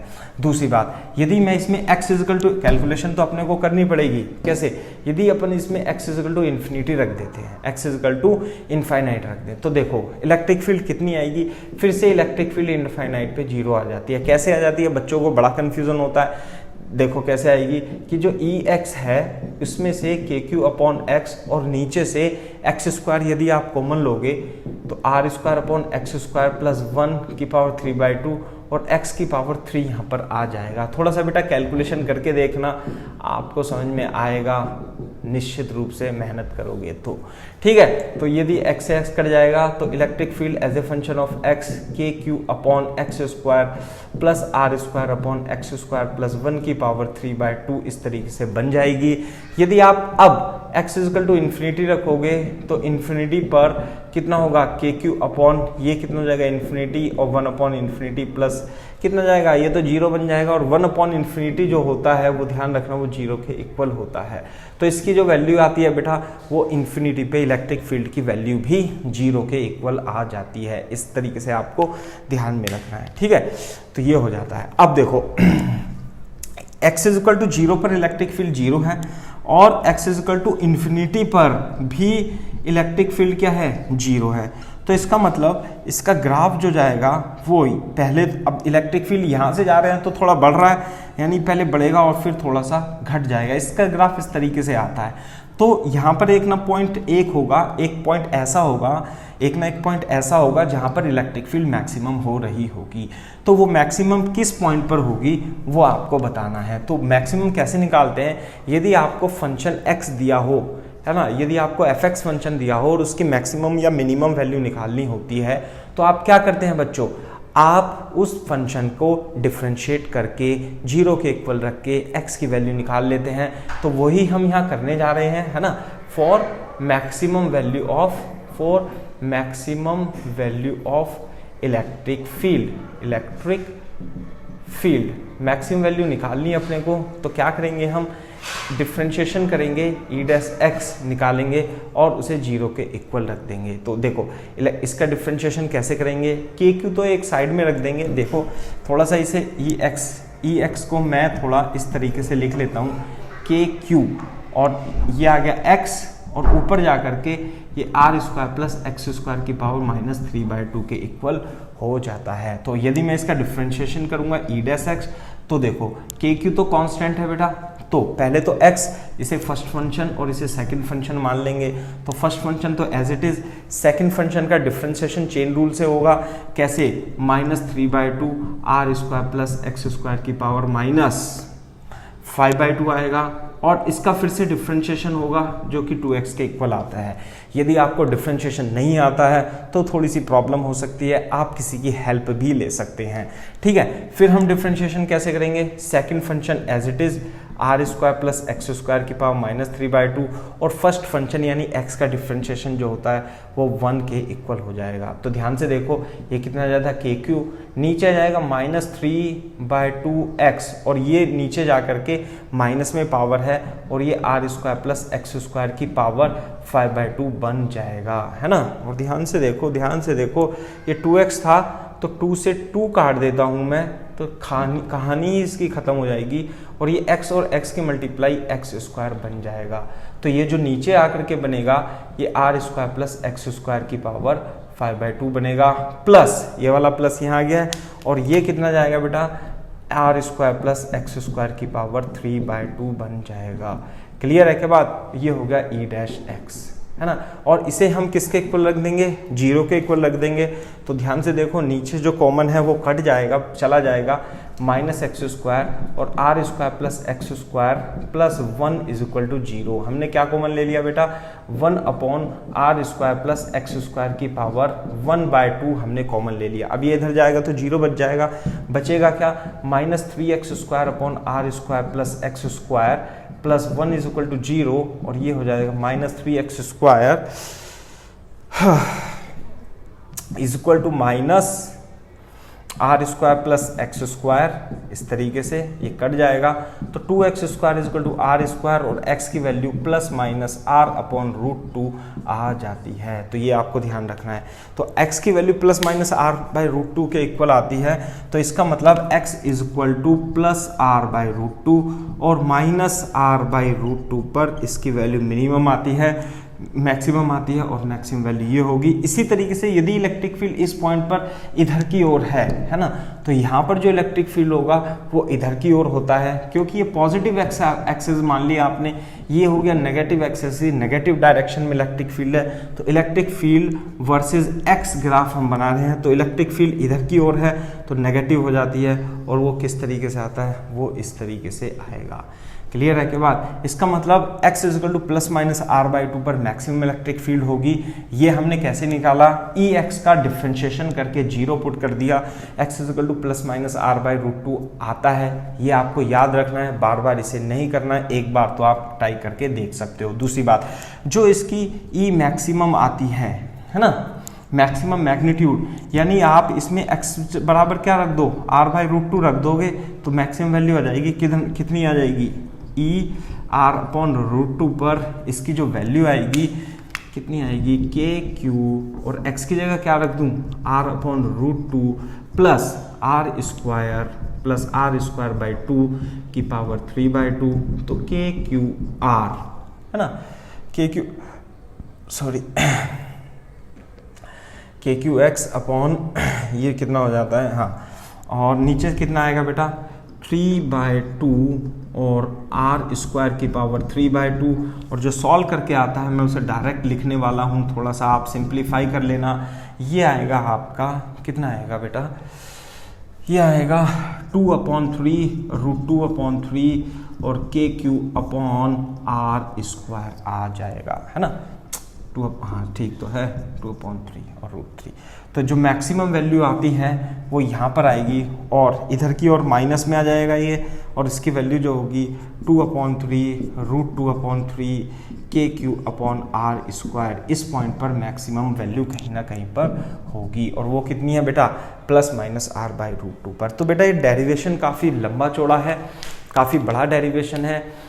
कुछ टीचर इसे करा देते हैं, कुछ टीचर इसे नहीं कराते हैं। हमने कोशिश की है कि पूरा आपको इसे सॉल्व करा करके याद कराया जाए, लेकिन अल्टीमेटली इतने बड़े डेरिवेशन के लिए नीट और जेईई मेंस में करने का कोई औचित्य नहीं बनता, लेकिन आपको इसे याद करना पड़ेगा क्योंकि बहुत ही इंपॉर्टेंट कॉन्सेप्ट है। ये ग्राफ पे कई बार सवाल पूछे जा चुके हैं, है ना, इस पे नहीं पूछा जाएगा तो डिफरेंट टाइप में फिर से ये क्वेश्चन कहीं ना कहीं से आ ही जाएगा, इसलिए हमने आपको इसका पूरा डेरिवेशन कराया है। आप भी एक बार इसे समझने की कोशिश कर लेना और याद कर लेना। क्या याद कर लेना कि जो इलेक्ट्रिक फील्ड होती है वो KQX upon √r² plus x² की पावर 3/2 होती है, और मैक्सिमम x बराबर 0 और x बराबर इन्फिनिटी पर और माइनस इन्फिनिटी पर वैल्यू 0 हो जाती है, जबकि प्लस माइनस r/√2 पर इसकी वैल्यू मैग्नीट्यूड मैक्सिमम होता है। इधर की ओर इलेक्ट्रिक फील्ड ऐसे है तो ये वाली डायरेक्शन पॉजिटिव के कारण इलेक्ट्रिक फील्ड पॉजिटिव है, इधर इलेक्ट्रिक फील्ड ऐसे ऐसे करके होगी और यहाँ 0 हो जाएगी, यहाँ भी 0 थी, तो इधर इलेक्ट्रिक फील्ड इधर होने के कारण नेगेटिव x एक्सिस में, नेगेटिव y एक्सिस में हमने ग्राफ बनाया। तो इस चीज़ को आप ध्यान में रखिएगा, डेफिनेटली आपसे बहुत सारे क्वेश्चन आसानी से सॉल्व हो जाएंगे बेटा, है ना। तो यही है, इस कॉन्सेप्ट को काफ़ी अच्छे से समझाते हैं अपन, है ना, और आप भी समझने की कोशिश कीजिएगा, ठीक है। तो बच्चों इस तरीके से अपन पढ़ाते हैं, आपको पढ़ना है बहुत ही अच्छे से, मेहनत से हमें पढ़ना है। आपको कोई डाउट आए आप तुरंत फ़ोन उठाइए, तुरंत स्क्रीनशॉट लीजिए अपने डाउट का, आप हमें भेज सकते हैं बम्बोले एकेडमी पर। हम आपको डेफिनेटली जल्दी से नहीं तो कुछ समय बाद ज़रूर रिप्लाई करने की कोशिश करेंगे, और आप अदर स्टूडेंट को भी इसके लिए थोड़ा सा इंड्यूस कर सकते हो, थोड़ा सा कह सकते हो कि हमारे बम्बोले एकेडमी पर सर जो है बहुत ही अच्छे लेक्चर बनाते हैं और पढ़ाते भी हैं, तो आप उन्हें बोल सकते हो, ठीक है। अब हम नेक्स्ट टॉपिक, नेक्स्ट टाइटल जो है इसी सीरीज़ में जो लीनियर चार्ज डेंसिटी हमारा चल रहा है उसमें ही है हमारा कि एक line charge, electric field due to line charge. ऐसे आप हेडिंग डाल लो, electric field due to finite line charge. ये भी बहुत अच्छा कॉन्सेप्ट है, electric field due to finite line charge. Finite line charge का मतलब है कि हमारे पास एक लाइन चार्ज है और उसका जो linear charge distribution, linear charge density है वो लैम्डा कूलम पर मीटर है, और ये A से B तक ही है, इनफाइनाइट नहीं है, इसलिए हमने क्या लिखा है बेटा, फाइनाइट लिखा है। एक पॉइंट P है और वो डिस्टेंस R पर है। आपको क्या करना है, इस पॉइंट P पर इलेक्ट्रिक फील्ड बतानी है ना। तो मान लेते हैं कि इस लाइन से, देखो इस लाइन से लेंगे, ये हमारा रेफरेंस होगा, इधर की ओर एंगल कितना है, θ1 है, और ऊपर वाले पॉइंट B का एंगल कितना है बेटा, θ2 है। तो आपको इस पॉइंट पर जो इलेक्ट्रिक फील्ड होगी वो क्या होगी, एक इधर की ओर भी हो सकती है और इधर की ओर भी हो सकती है। तो दोनों इलेक्ट्रिक फील्ड निकालनी है बेटा, है ना। Perpendicular, what is E perpendicular, is the electric field perpendicular to the line charge. What is E parallel, electric field parallel to the line charge. इस तरीके से अपन इसे निकाल सकते हैं। तो देखो कैसे करेंगे, वो करने का तरीका मैं आपको बता देता हूँ कैसे। कि आप क्या करोगे, इधर लिखते हैं अपन, है ना, इधर लिखते हैं। मान लेते हैं कि हमारे पास एक r डिस्टेंस पे इस तरीके से एक पॉइंट है ना, और ये r डिस्टेंस है। हम क्या मानेंगे कि x डिस्टेंस पे एक dx एलिमेंट मान लेंगे, और this is element is dx, और इसमें जो चार्ज है वो है dq।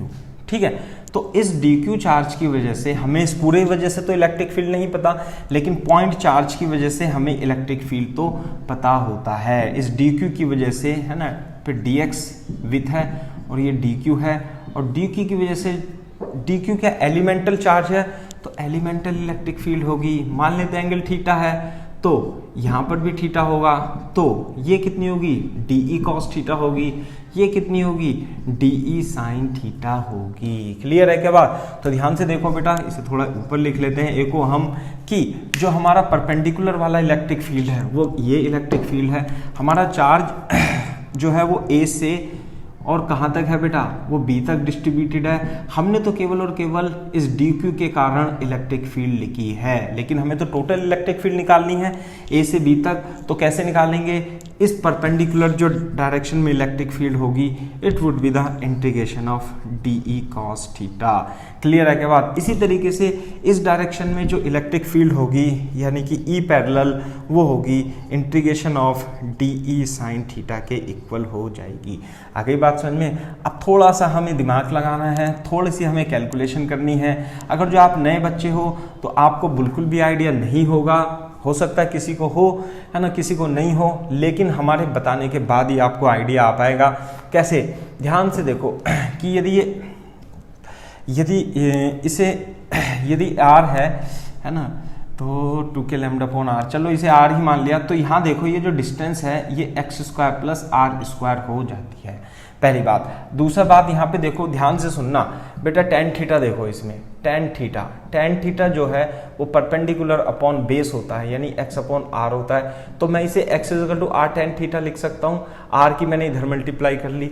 अब मेरे को dx की भी जरूरत पड़ेगी, तो अपन क्या करेंगे कि dx इसे डिफ्रेंशिएट कर देते हैं, है ना, डिफ्रेंशिएट करके टेन का sec square theta into D theta हो जाता है। अब कुछ जो नए बच्चे हैं, ये आप तो 12th में आ गए हो, आप तो पुराने बच्चे हो गए हो, कि dx डी थीटा के रेस्पेक्ट में भी आप डिफ्रेंशिएट करोगे तो dx is equal to r sec square d theta बन जाता है। ध्यान से देखो, ये dE है और ये dq है। dq के कारण इस पॉइंट पे जो इलेक्ट्रिक फील्ड होगी वो इधर होगी, और इलेक्ट्रिक फील्ड क्या होती है, मान लेते हैं ये dq चार्ज है और इलेक्ट्रिक फील्ड इस पॉइंट पर, ये कितनी डिस्टेंस है, root r square plus x square, तो ये कितनी हो जाएगी, kq upon root r square plus x square का होल स्क्वायर हो जाएगा। ऐसे ही तो लिखते हैं ना।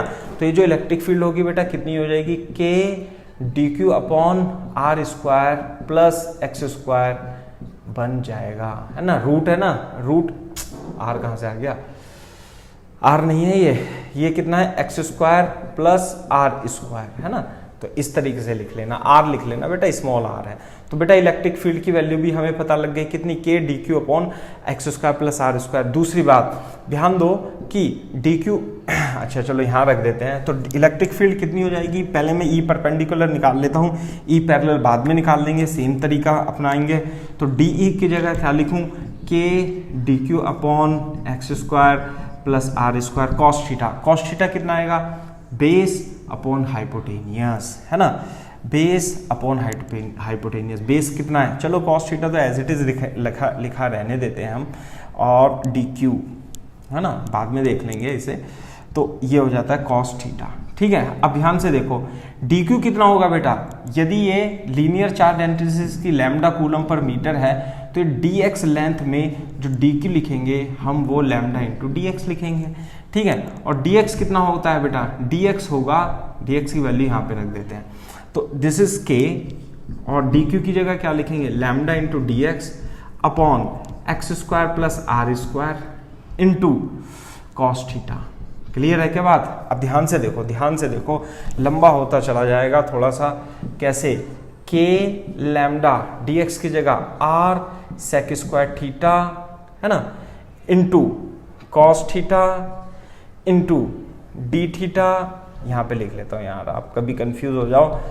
ये dx की जगह ये आ गया और ये आ गया cos थीटा और ये आ जाएगा x square plus r square. आ गई बात समझ में? यहाँ से cos थीटा और बता सकते हो आप, जो cos थीटा होगा वो कितना होगा, r upon root over r x square plus r square. इसका मतलब root over x square plus r square जो होगा, यानी कि हम कैसे लिखें रूट, हाँ ये हो गया ना। तो r की वैल्यू कितनी हो जाएगी, ध्यान से देखो यहाँ पे r की वैल्यू cos थीटा, चलो ठीक है थोड़ा सा और सिंप्लीफाई कर देते हैं। ध्यान से देखो ये ऐसे कट जाएगा, सेक स्क्वायर थीटा है तो कितना हो जाएगा k लैम्डा r, और ये सेक थीटा है और ये कितना हो जाएगा d theta divided by x square plus r square. आ गई बात समझ में? और यहाँ पे देखो आर स्क्वायर और एक्स स्क्वायर, एक्स की जगह क्या लिखेंगे अपन, एक्स की जगह हम लिखेंगे ये x square plus r square है ना, x square plus r square. थोड़ा सा आपको थोड़ा सा समझना पड़ेगा, समझना तो पड़ेगा ही। कैसे?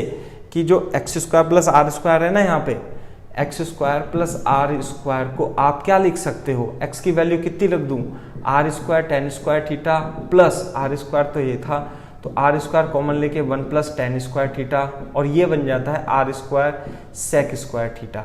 इसका मतलब x square plus r square की वैल्यू जो होगी वो कितनी हो जाएगी बेटा, are square sec square theta. मैं यहाँ पे x square plus r square की वैल्यू जो मैंने अभी कैलकुलेट करी है, इसकी हेल्प से r square sec square theta लिख देता हूँ। ये एक से आर कट जाएगा तो के लैम्डा अपॉन आर, इंटीग्रेशन में एक सेक थीटा कट जाएगा तो 1 अपॉन सेक थीटा आएगा, और ये डी थीटा, और इजकल टू के lambda upon r 1 upon sec theta cos theta into D theta आ जाता है इंटीग्रेशन। तो ये आ जाता है बेटा ई परपेंडिकुलर।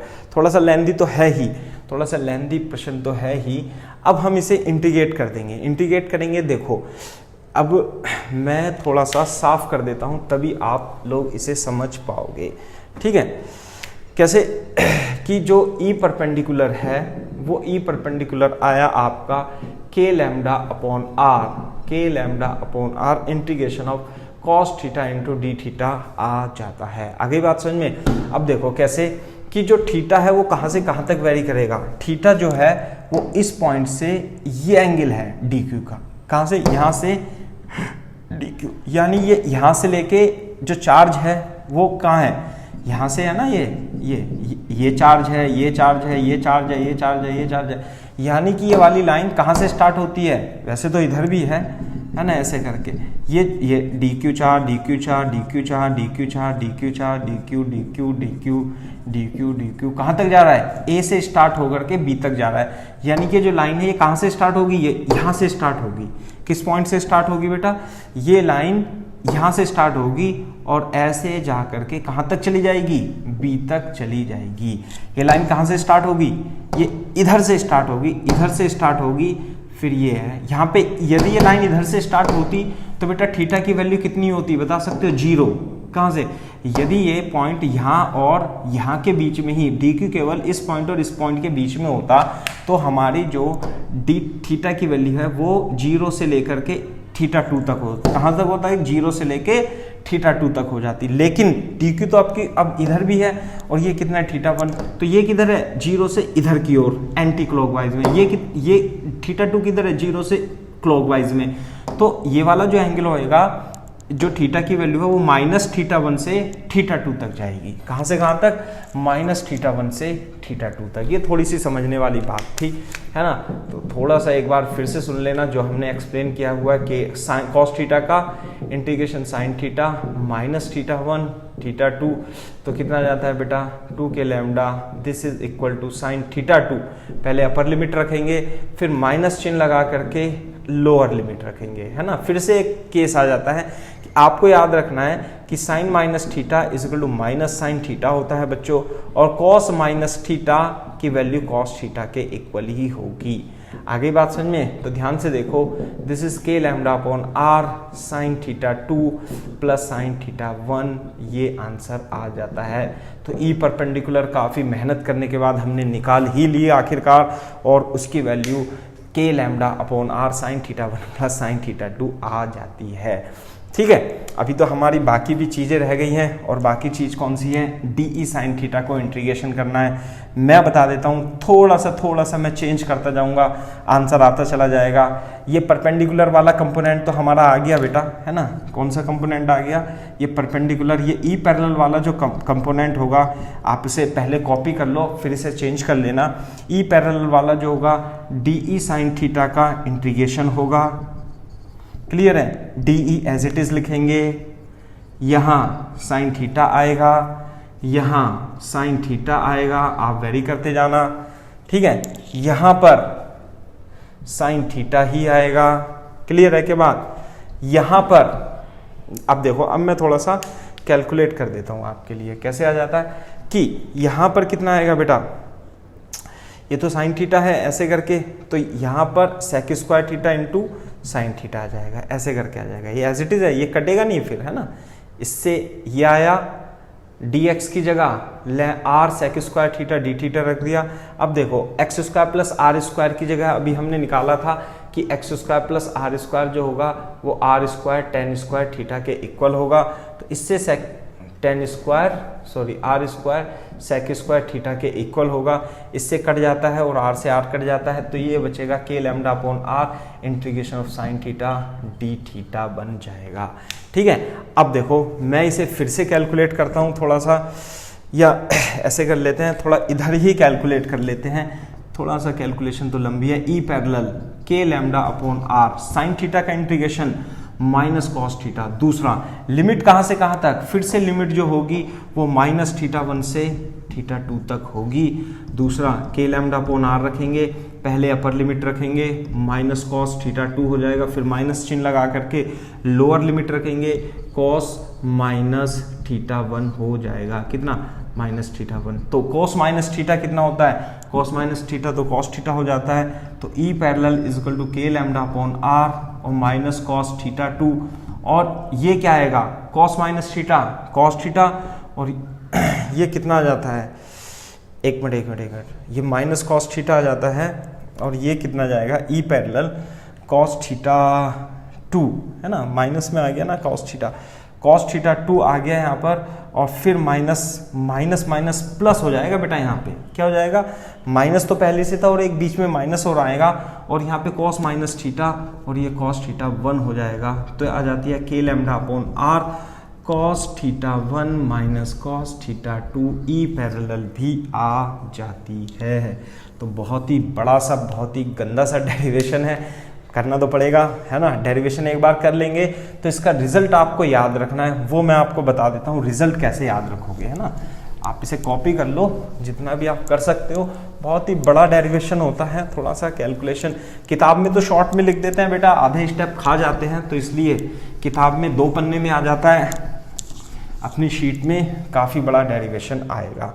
ठीक है, तो ये जो डेरिवेशन है वो लीनियर चार्ज डेंसिटी के लिए है, लाइन फाइनाइट के लिए है। मैं दोबारा से लिख देता हूँ किस तरीके से आपको याद रखना है कि आपको एक चार्ज दे रखा होगा, लाइन चार्ज, और ये ए से बी तक फैला हुआ होगा, और इसकी lambda coulomb per metre charge density होगी।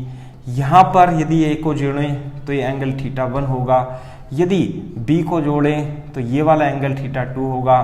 तो यहाँ पर पॉइंट पी पर इलेक्ट्रिक फील्ड ई परपेंडिकुलर होगी और ये ई पैरेलल होगी। परपेंडिकुलर याद रखनी है आपको।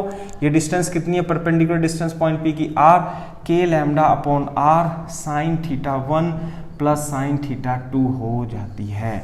दूसरा, ई पैरेलल की value k lambda upon r cos theta 1 minus cos theta 2 हो जाती है। आ गई बात समझ में, वेरी गुड।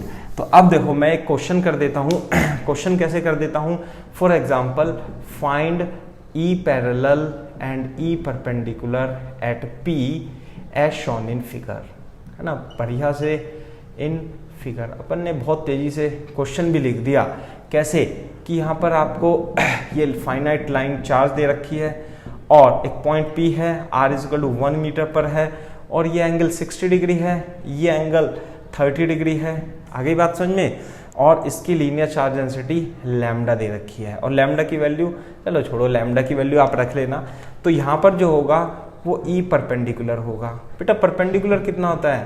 परपेंडिकुलर की वैल्यू होती है K lambda upon R, R की वैल्यू 1 और देखो ये कितना है θ1, θ1 है 30 डिग्री, तो साइन 30 ये लिखा ना, साइन θ1 प्लस साइन θ2, θ1 कितना है 30, θ2 कितना है 60, साइन 60। तो बेटा पैरेलल कितना आ गया 1/2 plus √3/2, this is equal to K lambda 1√3 plus 1/2 is the E perpendicular electric field. Answer आ जाता है। इसी तरीके से यदि आप E पैरेलल निकालोगे तो E पैरेलल का फॉर्मूला होता है K lambda R upon cos θ1 minus cos θ2। तो बेटा E पैरेलल हो जाता है K lambda upon R cos θ1, θ1 कितना है, cos θ1 है 30 डिग्री, cos θ2 कितना है 60 डिग्री। और आंसर जो आ जाता है K लैम्डा R की जगह 1 लिख लेंगे, √3/2 माइनस 1/2, ये आता है K लैम्डा √3 माइनस 1/2 √2 आ जाता है। तो ये E पैरेलल आ जाती है। ध्यान देने वाली बात है, इस पॉइंट पर नेट इलेक्ट्रिक फील्ड अभी तक नहीं पूछी है। क्वेश्चन में पूछी थी क्या थी कि पैरेलल इलेक्ट्रिक फील्ड कितनी होगी, परपेंडिकुलर इलेक्ट्रिक फील्ड होगी।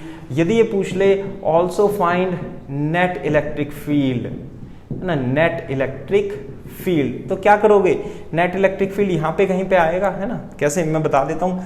ये यहाँ पॉइंट P बनाया, एक इलेक्ट्रिक फील्ड ऐसे यहाँ पे कहीं पे होगी। E नेट कितनी होगी बेटा, ये है E परपेंडिकुलर, ये है E पैरेलल, तो √E परपेंडिकुलर का स्क्वायर और E पैरेलल का स्क्वायर हो जाएगी। ध्यान से देखो, मैं कैलकुलेट करते हैं। E नेट जो होगी √E परपेंडिकुलर कितनी आई, K लैम्डा बाय 2 √3 प्लस 1 का स्क्वायर प्लस E पैरेलल कितनी आई, K लैम्डा अपॉन 2 √3 माइनस 1 का स्क्वायर।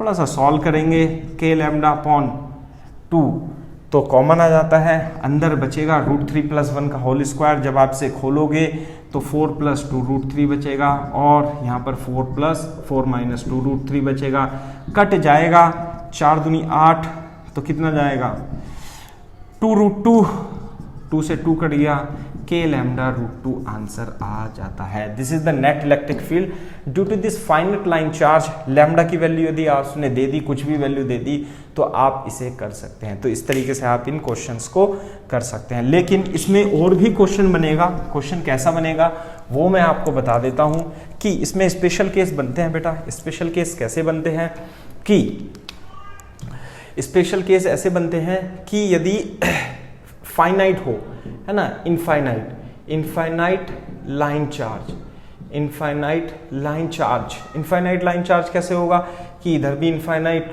और उधर भी इनफाइनाइट लाइन चार्ज डिस्ट्रीब्यूशन है और किसी पॉइंट P पर जो R पर है, यहाँ पर इलेक्ट्रिक फील्ड निकालना है। तो ध्यान से देखो कि अगर जो मैं इस पॉइंट को कंसीडर करूं तो ये थीटा था। अगर जो इनफाइनाइट हो गया, ये यहाँ से लेके यहाँ तक गया, अगर जो इनफाइनाइट हो गया तो ये कहाँ तक घूमेगी, बताओ कहाँ तक घूमेगी, ये घूम जाएगी, घूमते घूमते घूमते कितना हो जाएगी 90 डिग्री। इसी तरीके से अगर जो इनफाइनाइट पर चलना है तो अभी तो ये यहाँ पर था, यहाँ पर था, यहाँ पर था, यहाँ पर था, यहाँ पर था, और जब ये इनफाइनाइट हो जाएगा तो अभी 90 डिग्री हो जाएगी। इसका मतलब यदि ये इनफाइनाइट है और ये इनफाइनाइट है तो ये θ1 और θ2 दोनों क्या हो जाएंगे 90 डिग्री हो जाएंगे। क्लियर है बात। तो बेटा जो E परपेंडिकुलर होगा, मैं यहाँ पे लिख देता हूँ, अब काट देता हूँ इसे, है ना। तो आप बस ऐसे लिखो कि पॉइंट P, वो तो मेरा समझाने का तरीका था। इनफाइनाइट लाइन चार्ज के लिए θ1 और θ2 कितना होता है 90 डिग्री।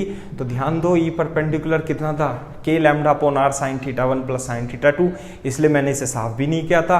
θ1 θ2 90 डिग्री है, साइन 90 की वैल्यू 1 होती है, तो K lambda upon R 1 plus 1 is equal to 2 K lambda upon R आ जाता है। जबकि यदि आप इस पॉइंट पर E पैरेलल निकालोगे तो cos 90 भी 0, cos 90 भी 0, E पैरेलल 0 आ जाता है यहाँ पे। तो इसका मतलब पैरेलल तो कोई इलेक्ट्रिक फील्ड नहीं होती।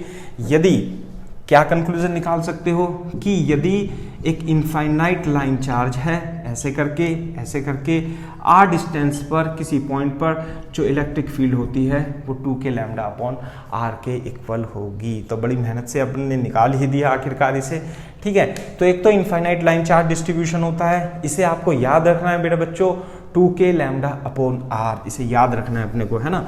इसके बाद एक होती है semi infinite line charge distribution, है ना। कैसे होती है, लिख लो, सेमी इनफाइनाइट लाइन चार्ज। वो क्या होता है सेमी इनफाइनाइट, ध्यान से देखो। सेमी इनफाइनाइट में यहाँ से स्टार्ट होगा और ऐसे ऐसे इनफाइनाइट की ओर चला जाएगा। तो यानी चार्ज क्या है, इस पॉइंट पर चार्ज है ऐसे करके, पॉइंट P है, इलेक्ट्रिक फील्ड निकालनी है। ध्यान से देखना है कि अब की बार ये जो चार्ज है, ये चार्ज यहाँ से स्टार्ट होता है यहाँ तक जाता है, यानी यहाँ से घूम के इनिशियल यहाँ से स्टार्ट होगा और कहाँ तक चला जाएगा इनफाइनाइट पे, 90 डिग्री। यानी कि ध्यान से देखो कि नीचे वाला पोर्शन तो है ही नहीं, तो नीचे वाला पोर्शन नहीं है तो θ1 की वैल्यू कितनी हो गई, 0 हो गई, क्योंकि ये इधर होता कुछ यहाँ तक होता तो होता ना θ1, लेकिन यहाँ से है तो θ1 तो हो गया 0 और θ2 इन्फिनिटी के लिए कहाँ चला जाएगा, 90 डिग्री। तो θ2 कितनी लिखो, 90 डिग्री।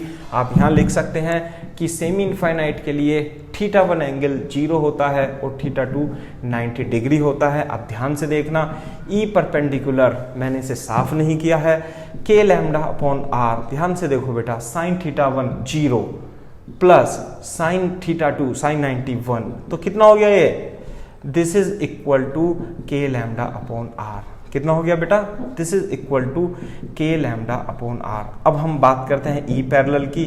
E पैरेलल का फॉर्मूला क्या है बेटा, k लैम्डा अपॉन r और cos θ1 का मतलब cos 0 की वैल्यू 1, cos 90 θ2 90 cos 90 0, ये होता है k लैम्डा अपॉन r। यानी कि E पैरेलल और E परपेंडिकुलर दोनों सेम आ जाते हैं। मैं थोड़ा सा यहाँ पर बनाना चाहूँगा इसे, किस तरीके से, ये प्लस प्लस है ऐसे करके और ये ऐसे जा रहा है। यहाँ पर आपको इलेक्ट्रिक फील्ड निकालनी है, इस पॉइंट पर electric field k lambda upon r ऐसे है और इधर भी है ना, कितनी, k लैम्डा अपॉन r। ध्यान से देखो बेटा, दोनों इलेक्ट्रिक फील्ड सेम है।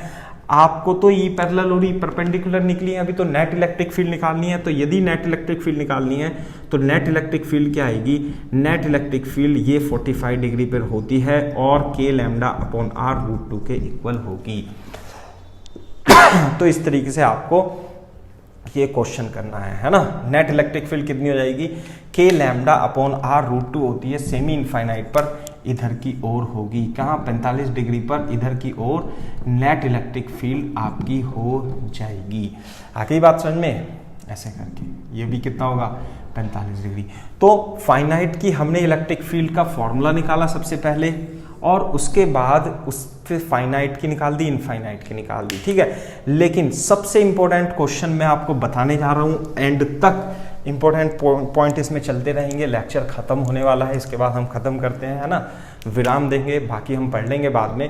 कि एक एग्जाम्पल है कि एग्जाम्पल कैसे है, यहाँ पर फाइनाइट लाइन चार्ज है, कैसा है, फाइनाइट लाइन चार्ज और लैम्डा इसकी coulomb per metre linear charge density है, लेकिन आपको इस तरीके से दिया हुआ है, ये पॉइंट A यहाँ पर है आपकी बात और पॉइंट B यहाँ पर है और ये जो एंगल दिया हुआ है 30 डिग्री दिया हुआ है और B का इस पॉइंट से ये वाला टोटल एंगल दिया हुआ है कितना, 60 डिग्री।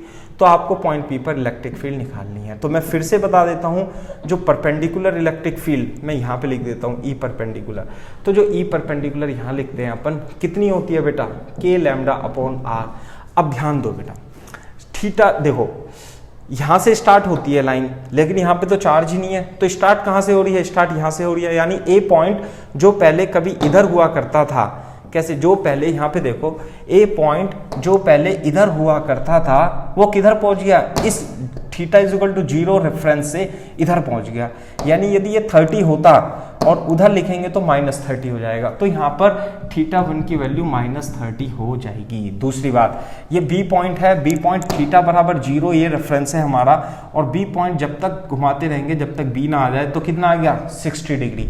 तो θ2 तो इसमें 0 से लेकर तब तक घुमाते रहेंगे जब तक बी ना आ जाए। तो बी आता है कितने पे बेटा, θ2 = 60 डिग्री। यही समझ में आना चाहिए। θ1 -30 कैसे आया मैं फिर से बता देता हूँ कि ये तो हमारी θ = 0 होती है। अगर जो ये ऐसे करके होता और ये 30 डिग्री होता तो हम तुरंत लिख देते θ1 30 डिग्री है। लेकिन अगर जो ये नहीं होता और यहाँ से लेके यहाँ तक होता और ये 60 डिग्री होता तो θ1 तो यहाँ पे 0 हो जाता और θ2 60 डिग्री हो जाता। लेकिन ये यहाँ से स्टार्ट हो रहा है तो इसका मतलब ए पॉइंट तो यहाँ पहुँच गया है ना, ए पॉइंट यहाँ पहुँच गया।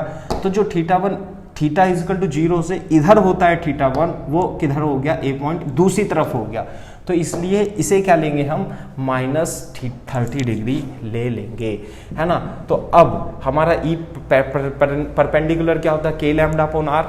साइन θ1 कितना लिखूं, साइन -30 और प्लस साइन 60 θ2, है ना।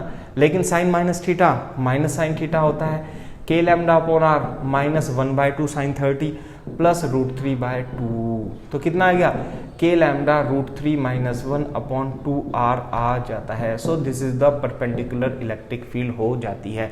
इसी तरीके से हम ई पैरेलल निकाल लेंगे बेटा। ई पैरेलल निकालने के लिए थोड़ी सी मेहनत करनी पड़ेगी, लिखना पड़ेगा हमें k λ/r cos θ1। θ1 की वैल्यू कितनी है, -30 डिग्री है, माइनस cos θ2 की वैल्यू कितनी है, cos 60 डिग्री है। ध्यान दो, k λ/r cos -θ minus cos -θ cos θ यानी cos 30 और माइनस cos 60। बता सकते हो कितना आया बेटा, दिस इज k λ/r √3/2 -1/2। कितना आया, k λ √3 - 1/2r आ जाता है। देखो दोनों ही वैल्यू सेम आ रही हैं, यानी कि 30 डिग्री और 60 डिग्री पे सेम आ रहा है। मैं आपको एक बार इसका आंसर बता देता हूँ कैसे, कि ऐसे करके है और यहाँ पर है, यहाँ पर E है ऐसे और यहाँ पर E है, क्योंकि दोनों क्या है, सेम है। तो नेट इलेक्ट्रिक फील्ड इधर की ओर आएगी, है ना। कितनी आएगी, E नेट जो आ जाएगी वो √E² + E² आ जाती है। दूसरा, this is equal to E√2 और E की वैल्यू कितनी निकाली, ये E परपेंडिकुलर और E पैरेलल दोनों किसके बराबर हैं, E के बराबर हैं, है ना। दोनों E बराबर मान लिया हमने। तो E की वैल्यू कितनी थी, k λ √3 - 1/2r × √2, है ना। तो इस तरीके से नेट इलेक्ट्रिक फील्ड आप निकाल सकते हो, है ना। ये 45 डिग्री पाएगी इस सवाल में। तो इस सवाल को तो हमने कर दिया। डिफरेंट टाइप से क्वेश्चन जो पूछा जाता है वो इस तरीके से डिफरेंट क्वेश्चन पूछे जाते हैं। काफ़ी लंबा लेक्चर हो गया है, यहाँ इसे लेक्चर को यहीं हम ख़त्म करते हैं। लेक्चर नंबर 4 था बेटा। यदि आपको कोई भी दिक्कत आए तो आप मेरे को डेफिनेटली मैसेज करिए। यदि आपको ये लेक्चर पसंद आता है तो आप, या इसमें आप कुछ और ऐड कराना चाहते हैं, डेफिनेटली आप कमेंट कर दीजिए, आप मेरे को मैसेज कर दीजिए। हमारा स्क्रीन पर फ़ोन नंबर व्हाट्सअप चलता रहता है। हम ट्राई करते हैं बच्चों से जुड़ने की, ज़्यादा से ज़्यादा बच्चे हमसे जुड़ें। और आप अपने फ्रेंड्स को भी बताइए। 11th और 12th की हमारी लाइव क्लासेस कॉन्टीन्यूस चलती रहती हैं। हमारा उद्देश्य है शिक्षा भी, संस्कार भी और उज्जवल भारत का निर्माण भी। तो बम बम भोले